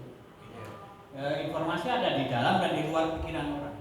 Ada di luar pikiran, ada di dalam diri orang itu juga. Nah itu perbedaan dalam sains informasi. Terusnya tambah sedikit ini loh yang saya sebutkan tadi. Kalau di information science yang dipelajari itu ada tangible, yang kasat mata itu adalah dokumen, pengetahuan yang direkam, itu namanya information thing. Jadi informasi sebagai benda. Ini yang dipelajari perpustakaan itu di sini aja. Kalau di information science itu information processing, waktu kita membuat dokumen, membuat tulisan, karya tulis itu di sini ini dipelajari juga. Namanya komunikasi ilmiah. Kemudian muncul komunikasi ilmiah itu ada di ranahnya sini. Nah, kemudian ada becoming informed itu di information process, orang baca misalnya itu dipelajari di sini. Nah, di perpustakaan itu kalau ditambah information science maka menjadi information process masuk di sini, information knowledge di sini, kemudian di sini. Jadi perkembangan keilmuannya cukup jelas. Yang dipelajari itu tidak hanya buku yang diolah itu selesai, tapi juga proses pembuatan informasinya sendiri, proses pembuatannya seperti apa dan sebagainya itu muncul di sini. Terusnya, nah, sudah nanti. Nah ini contoh. Jadi kalau informasi itu cukup banyak yang dikaji. Jadi human information behavior, perilaku informasi, human information interaction misalnya. Itu ada kajian information need, misalnya kebutuhan informasi itu jarang diajarkan juga di perpustakaan. Padahal itu yang penting. Yang diajari adalah pencarian informasinya, tapi tanpa melihat kebutuhannya apa sebenarnya. Jadi perpustakaan-perpustakaan di daerah itu juga memunculkan namanya inklusi sosial. Itu justru nggak baca sama sekali, tapi diajari yang lain, cara memasak dan sebagainya. Nah itu perubahan yang terjadi. Jadi inklusi sosial itu di satu sisi nggak setuju, di sisi lain saya menceritakan kemana-mana. Jadi dualisme gitu. Ada invisible college misalnya. Jadi invisible college itu komunikasi antar. Jadi waktu nulis disertasi itu komunikasi ke siapa-siapa itu pakai WA dan sebagainya, itu invisible college. Kalau saya dari Saudi juga menulis tentang invisible college. Kemudian ada informatika sosial, media sosial, digital dan sebagainya itu dari sini. Kemudian ada psychometric, ada yang lain-lain. Nah yang perpustakaan itu lebih teknis di sini berikutnya. Nah perpustakaan itu lebih ke misalnya tentang pustakawannya, profesinya, backgroundnya dan sebagainya, kajian-kajiannya semacam ini. Berbeda sedikit. Jadi kalau dipadukan akan lebih bagus lagi. Atau paling tidak kontennya itu sudah harus diubah. Jadi perabot tadi namanya diganti, desain perpustakaan, harusnya begitu. Karena standarnya nggak ada juga itu. Standar di internasional ruang perpustakaan untuk satu user itu sekarang 3,5 meter. 3,5 meter. Dulu tahun 90 itu 1,8. Nah di Indonesia itu 0,5 meter per user, itu sudah luar biasa. Nggak banyak yang punya. Di sini bisa kita lihat jumlah usernya berapa dan luasan perpustakaan berapa. Sangat. Nah itu. Terus kemudian alasannya karena ruangannya kecil sehingga disertasi tesis skripsi didigitalkan, yang aslinya dihancurkan. Jadi itu penghalalan satu keputusan.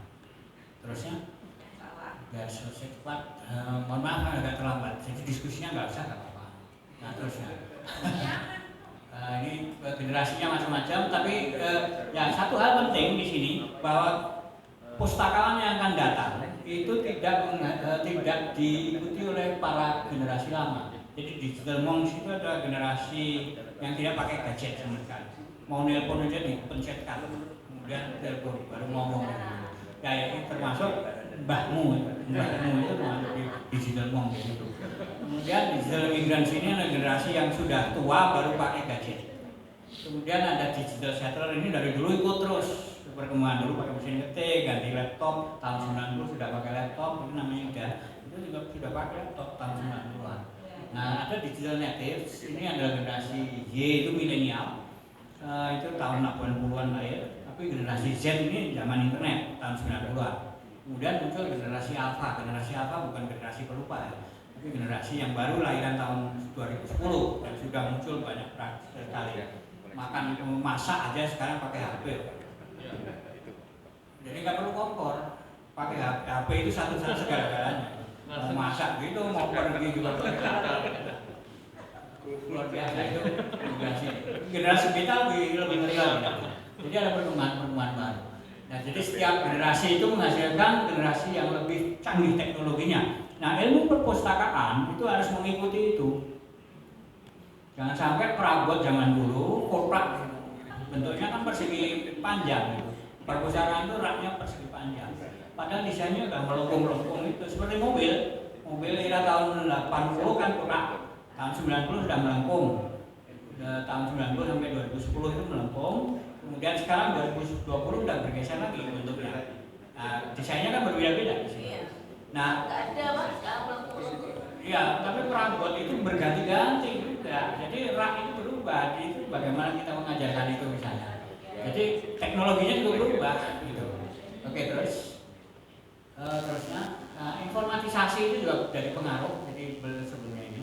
Jadi semua sekarang jadi informasi. Apapun diinformasikan aja, ini aja sudah muncul di viral kan. Ada kumpul-kumpul gini sudah viral. Informatisasi itu. Namanya informatisasi. Jadi apapun tadi malam makan itu sudah diinformatisasikan. Apapun itu dari informasi. Nah, kita Selfie itu yang utama ya. Iya, apapun itu. Tadi ada yang jemput itu foto dulu, viral gitu. Itu informatisasi di situ. Nah, itu tidak dipelajari di ilmu perpustakaan. Nah, padahal misalnya yang namanya demo di Surabaya misalnya. Itu perpustakaan harusnya punya data itu, informasi-informasi itu dalam bentuk file misalnya. Jadi pustakaannya ada produksi informasi. Ya di Visipol itu kita bangun satu unit namanya studio yang kita pakai untuk merekam dosen-dosen. Nah di UWKS ini saya kira bagus juga kalau kita punya studio. Kemudian dosen-dosen ini kita rekam 10 menit suruh bicara apa, jadi koleksi audiovisual. Jangan hanya membeli database dari luar negeri aja. Dosen-dosen kita itu punya potensi yang kalau kita simpan di perpustakaan tidak harus dalam bentuk tulisan tapi dalam bentuk audiovisual bisa juga di situ. Kita punya berapa dosen? Bukan UWKS. Oh, hampir 400. 400 itu kalau masing-masing berbicara 2 topik aja 10 menit masing-masing itu sudah 800 koleksinya. Dan itu karyanya orang dari UWKS. Ya. Kemudian kita munculkan di YouTube juga. Orang akan kutip di YouTube itu juga boleh dikutip. Ini ide 800 nanti. Iya, itu bisa dibangun. Saya sudah cerita di Ubaya juga, cuman belum dilaksanakan. Jawa Timur itu harus memimpin, gitu. Jadi coba nanti dicoba 400 dosen itu mumpung masih sedikit, masing-masing dimulai satu topik itu udah 400. Munculkan juga di media sosial. Tapi perpustakaan juga jangan lupa daftar pustaka dari YouTube itu juga bisa. Itu jarang sekali diajarkan. Daftar pustaka cuma dari buku, dari juga dari YouTube gimana cara ngutipnya. Jadi mereka disuruh praktek ngutip dari YouTube gitu. Jadi dosen-dosen ini kita rekam, kemudian disimpan di perpustakaan tapi aksesibel dari seluruh dunia. Jadi mungkin ada captionnya bahasa Inggris, jadi ngomongnya bahasa Indonesia, tapi ada tulisannya bahasa Inggris itu kan bisa dikutip orang lain. Jadi dosen-dosen ini terkenal. Jadi kepala perpustakaan punya tugas itu mengenalkan keilmuan para dosen. Siap, Bro. Ya, itu wajib. Hukumnya wajib juga. Itu namanya di dalam ilmu perpustakaan Searchnya yang mau turun penyerahan. Jadi Kita lihat nanti Mas Amirul, Pak Vincent ya. Di perpustakaan harus ada studio, Pak. Ya itu. Jadi itu contoh aja. Jadi informatisasi itu semakin banyak. Mengapa perpustakaan tidak melakukan juga? Tapi dalam konteks pengetahuan. Jadi yang melakukan banyak orang biasa aja, tapi informasinya nggak selalu benar. perpustakaan itu masih dianggap benar informasinya. Mengapa tidak melakukan sesuatu yang tidak melakukan? Terusnya. Nah ini tadi yang saya katakan, kebutuhan informasi itu berbeda-beda. Ada kebutuhan selanjutnya, itu ada kebutuhan umum dari UWKS, tapi ada juga kebutuhan khusus dari fakultas-fakultas, ada prodi-prodi punya kebutuhan, individu juga punya kebutuhan. Ini bagaimana analisisnya bisa diajarkan juga di situ, analisis kebutuhan pribadi, prodi, fakultas, universitas. Terus, jadi selain need juga ada demand, ada want, ada use, impact dan lain-lain. Itu juga perlu dikaji juga di dalam LS di sini. Terusnya, jadi informatisasi itu berdampak pada informasi flat. Jadi jumlahnya semuanya banyak di dunia itu informatisasi. Informasi itu tidak dalam tulisan saja, ada gambar, ada video dan sebagainya. Itu informasi. Jadi informasi tidak sekedar yang namanya apa rawon setan. Itu kalau cuma baca buku nggak tahu dia nggak punya pengetahuan tentang rawon setan. Rawon jin gimana, rawon setan gimana, rawon malaikat gimana itu harus dirasakan, harus mencicipi itu tuh. Setelah merasakan ya. Setelah merasakan rawon setan itu kayak gini, jadi kayak menghantui siapa gitu. Itu jadi informasi itu bisa diperoleh dari berbagai panca indera. Terusnya, jadi informatisasi ini progres dari informasi, primary writing, jadi dari awal tulisan, kemudian komunikasi tertulis, ada printing press, media massa, kemudian menjadi secondary orality karena fokusnya bergeser ke media sosial, kemudian komunikasi e-communication. Yang menarik adalah di Indonesia itu email tidak pernah jalan sebagai email yang apa adanya. Jadi kalau email itu disampaikan saya kirim undangan sebagai lampiran, email itu surat, tapi dilampiri surat juga. Itu lucunya orang Indonesia itu, bikin orang pada ketawa itu. Jadi undangan itu dimunculkan di WA, dimunculkan di email juga. Jadi saya kirimkan undangan, terlampir undangan, email itu sudah pengganti surat sebetulnya. Kuadrat. Iya betul. Itu memberitahu kalau mengundang itu pakai email itu sudah cukup. Nah, tapi boarding pass itu kalau kita web check in nggak berlaku, itu juga aneh.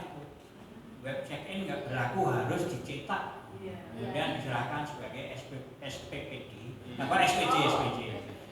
Itulah yang terjadi. Jadi kelucuan terjadi di kita. Terusnya, terusnya lagi lanjutkan ya. Teruskan. Jadi termasuk pendidikan dan sebagainya itu ini model-model. Saya temukan itu Kusnandi Harja Sumantri, rektor UGM tahun 82, itu datang ke perpustakaan Hong Kong tahun 1955. Namanya masih ada di dalam buku tamu. Nah, perpustakaan ini 40 tahun yang lalu punya nggak buku tamu tahun 40 tahun yang lalu? Itu luar biasanya di situ. Hong Kong itu sampai nyimpen itu buku tamu tahun 50, mulai dari tahun 50 ada. Punya nggak kita buku tamu?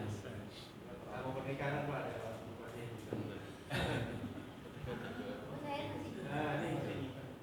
Ribuan tahun berapa? 2009 sudah lama, kalau 1950 itu baru lihat. Terusnya.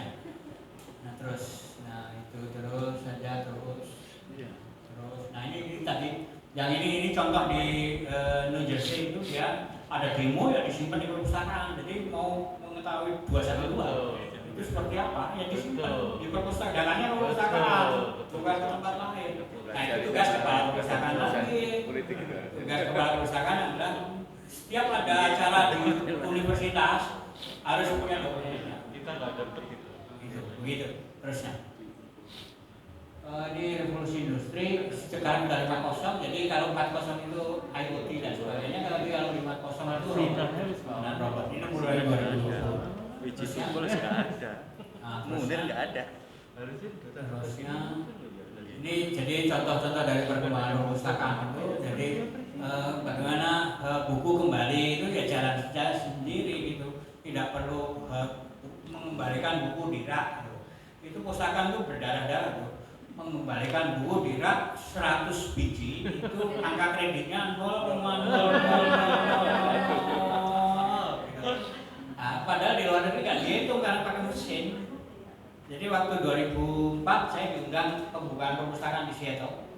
Itu ditunjukkan buku ini kembalikan kembali jalan sendiri, kembali ke tempat semula. Di Library of Congress cari buku ya lihat ini klik bukunya datang ke kita. Enggak jadi ya klik kembali ke tempat semula. Itu sampai diajarkan itu otomasi. Nah otomasi yang kita ajarkan itu adalah bagaimana memasukkan data, kemudian bagaimana tampilannya udah selesai di situ. Nah, sementara di negara lain itu sudah sampai ke situ, sudah pakai robot juga misalnya. Ini perkembangannya sudah sangat jauh. Nah kita tidak berkembang. Di negara tetangga Singapura itu sudah pakai robot juga. Katalognya apa? Katalognya katalog robot. Yang akan dikunjungi Mas Amirul dan saya kemudian mau diajak itu bulan Februari itu mau melihat itu bagaimana konsep katalog robot itu. Terusnya ini Prof, ya. Kalau di Indonesia memang harus lambat. Kalau terlalu cepat teknologi pemangguran semakin banyak itu. Politik lagi. Politik lagi. Ya, bisa jadi, tapi itulah perkembangan yang terjadi terusnya. Nah ini di Lagos di Afrika itu sudah pakai robot katalognya. Ini perpustakaan. Kita itu sudah ketinggalan dengan di Afrika. Ini di Lagos. Universitas Lagos.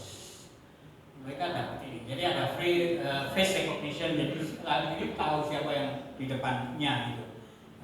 Terus ada surveillance dan lain-lain. Ini penggunaan robot ini industri 5.0. Jadi perpustakaan di Afrika sudah mulai begini. Mengapa di Jawa Timur belum? Karena Jawa Timur itu adalah miniatur Indonesia. Rumah sakit COVID. Oke, terusnya. Jadi itu kemudian analisis data ini juga saya kira nanti mata kuliahnya itu disesuaikan juga terusnya. Jadi seperti ini kita coba. Jadi mahasiswa itu begini kemarin di pas kuliah ya. Ini kita coba mahasiswa itu ternyata larinya ke Google, bukan ke perpustakaan. Betul. Misalnya gitu. Jadi kita analisis mahasiswa UWKS itu larinya ke masih kalau butuh informasi ke Google dulu atau ke perpustakaan. Ternyata perpustakaan di bawah jauh. Jadi mereka kemana-kemana secara personal maupun secara institusional sebagai visitor di sini. Jadi perpustakaan itu paling jauh di sini. Tapi mereka ke sini, ke Google di sini. Tapi perpustakaan paling jauh di sini, paling tidak sering dikunjungi. Ini yang terjadi di UGM. Kalau ini residen, jadi dia tinggal di mana secara digital. Nah, tinggalnya ternyata ada di TikTok, ada di Facebook, Twitter, ini secara personal, tapi secara institusional dia di Google Mail misalnya. Jadi dia di Google. Ini di WhatsApp sangat tinggi. Jadi paling tinggi di WhatsApp, kemudian IG. Mereka tinggal di sini. Nah, ini dipakai untuk pemasaran perpustakaan. Jadi kalau ternyata tinggalnya di WhatsApp dan IG, berarti pemasarannya promosinya itu di sini gitu. Jadi analisis kayak gini ini dilakukan di perpustakaan. Jadi nanti kajian-kajian perpustakaan juga diajarkan semacam ini. Kontennya paling tidak itu jangan kalau mau tidak ganti namanya, nama produknya ya paling tidak konten-kontennya, nama-namanya harus fashionable juga, harus lebih berkembang. Ini contoh kecil. Terusnya coba. Nah ini juga non-participant observation, jadi kita observasi mahasiswa itu duduknya kayak apa sih, lesehan, apa senang lesehan, apa senang pakai kursi, atau sambil ngapain, itu sambil minum, atau senangnya kayak apa, itu juga dianalisis. Harus ada analisis perilaku, learning style namanya. Ya, terusnya ini juga masuk perpustakaan itu belok kiri apa kanan misalnya. Jadi flow-nya seperti apa itu dikaji di situ. Ini di Hongkong, jadi kita punya jadi fasilitator. Jadi ini contohnya. Jadi orang masuk perpustakaan itu flow-nya seperti apa. Jadi yang ramai bagian mana, unit mana yang paling ramai misalnya itu dianalisis. Nah analisis perpustakaan yang baru itu seperti ini. Nah, perlu dipertimbangkan, bukan statistik lagi. Nah pelajarannya itu masih statistik. Nah, jadi cuma data, angka pengunjung bulan ini segini, pengunjung bulan ini gini enggak. Di sana tidak lagi cuma itu, tapi datang ke situ pinjamnya apa namanya unit big data ya. Kalau di perpustakaan namanya unit big data. Jadi big data itu analisis mahasiswa ini duduknya seringnya di mana, datangnya hari apa, jam berapa, cara duduknya bagaimana, senang pakai musik apa tidak, terus bawa buku sendiri, bawa apa aja di situ, pakai observasi tadi. Jadi CCTV bukan dipakai untuk mengamati pencurian, tapi mengamati perilaku. Ya, perilaku dia di dalam perpustakaan. Nah itu bisa dicoba di dalam konteks masa kuliah. Kemudian dikasih gambar di situ, gerakan-gerakan apa, mereka sudah analisis. Nah itu keilmuannya akan berkembang seperti itu. Nanti akan dihargai dapat award. Misalnya gitu. Nah ini contoh-contohnya terjadi seperti ini, jadi sampai complicated. Nah ini analisisnya seperti itu yang dilakukan. Nanti kita lihat di Widya Mandala. Seperti ini. Terusnya. Jadi itu terusnya terus ya. Nah ini satu hal yang saya kira penutupnya begini. Jadi prodi perpustakaan maupun perpustakaan informasi itu masih fokusnya itu menjadikan mereka pergi ke pulau yang kering. Namanya perpustakaan. Perpustakaan itu pulau yang kering. Di sisi-sisinya ini adalah lahan basah yang mengelilingi perpustakaan. Itu tidak pernah diajarkan ke situ. Jadi lulus ilmu perpustakaan, belajar kerjanya di perpustakaan. Itu salah di situ. Harusnya juga mereka bisa bekerja di sekelilingnya. Sekelilingnya itu lahan basah. Kalau saya kan di pantai, jadi termasuk ada sedikit basahnya. Itu perbedaan itu. Kalau perpustakaan kering. Beda makom. Ya, apalagi di pantai selatan. Nah di sini ada misalnya database produksi, kemudian ada penerbitan, publishing di digital publishing misalnya. Jadi lulus dari jurusan perpustakaan UIKS, Itu Pak Direktur. itu harusnya bisa membangun publishing, digital publishing misalnya, e-book dan sebagainya itu. Mengapa bukan orang lulusan perpustakaan yang menghasilkan industri publishing di situ misalnya? Ini lahan basah. Jurnal Indonesia itu dikritik karena cuma masuk Sinta dan pakai bahasa Indonesia, impactnya kecil sekali di situ. India itu impactnya gede, impact dari tulisan-tulisan orang India itu gede karena mereka kemas sendiri, tidak perlu Scopus, urusan Scopus nggak ada urusan. Tapi India itu nulisnya di jurnal sendiri, tapi pakai bahasa Inggris, kemudian jurnalnya disatukan, dijual, dikutip oleh orang Amerika, orang Eropa, nama mereka terkenal. Kita itu masukkan di jurnalnya orang asing di negara lain, bayar, kemudian waktu mau baca, temennya mau baca, bayar juga. Itu yang terjadi di Indonesia. Negara tidak berdaulat. Nah, ya kita bayar mau baca itu langganan, perpustakaan langganan. Tapi kita harus stop. Nah, yang punya jurnal itu orang asing itu kaya mereka. Jurnal kita nggak dikenal. Penulis di jurnal Indonesia nggak terkenal di dunia. Karena terbitannya dalam bahasa Indonesia. Ditulis masuk Sinta. Sudah senang sekali masuk Sinta. Padahal Sinta itu nggak ada apa-apa menurut saya. Sinta nggak ada apa-apa. Kecuali kalau Bu Sintawati ada apa-apanya. Iya gitu. Kalau saya tidak melihatnya itu. Kalau misalnya kita balik ya, direktur publishing. Ini tuh Pak ya. Oke, nah itu kita coba. Kita mempunyai namanya, pernah dengar kan, Oxford University Press. Mengapa UIKS tidak seperti Oxford University Press? Ayo Pak Dian, jawablah. Saya pernah makan di sana. Jadi kita memikirkan itu.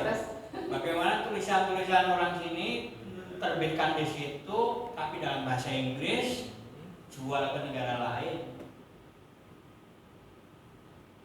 Bisa begitu. Bahasa Inggris nggak masalah, kita bisa panggil orang untuk menerjemahkan. Iya, itu sudah dilakukan Pak Dian. Ya begitu. Nah gitu. Jadi tapi nama publishernya terkenal, UIKS Publishing. Jadi mengangkat berbagai lembaga di dalam satu lembaga itu kita angkat semua. Tapi sekali lagi tidak pede. Mengerjakan orang sini itu tidak pede. Udah PD berani. kan pendidikan jasmani. Kalau berani ya sudah bisa dilakukan, tapi nggak berani.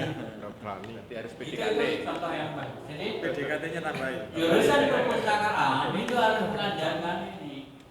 Kemarin di Jakarta itu malam itu sampai jam 10 kita bahas tentang produk-produk preservasi. Kebetulan anak saya di Jepang kan, itu mau kita tanya merek-mereknya apa yang mau kita impor masuk ke Indonesia. Tapi dengan kawan yang di Jakarta itu pasti kita bahas ini preservasi, industri preservasi yang kita mau masukkan pasokan ke Indonesia. Kemarin sore sebelum ketemu Muti kita ngobrol tentang database production ini. Jadi kita ngomong yang apa 9 digit ya, 10 digit ke atas gitu. Yang kita ngomong gitu di sini.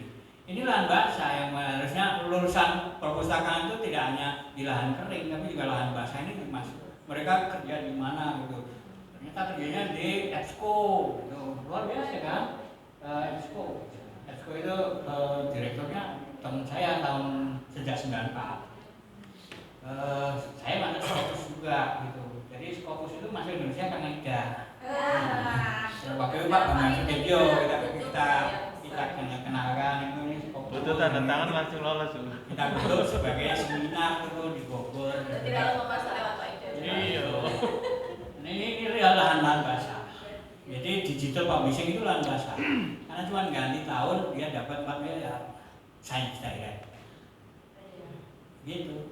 Nah ini mengapa perpustakaan tidak menghasilkan orang-orang yang akan jadi bilioner, milioner itu? Mengapa hanya harus menghasilkan pustakawan, tidak menghasilkan orang-orang yang luar biasa di samping-sampingnya itu? Kalau kita kita ke IFLA, kita lihat di situ interior designer yang luar biasa. Banyak produk-produk ditawarkan di situ.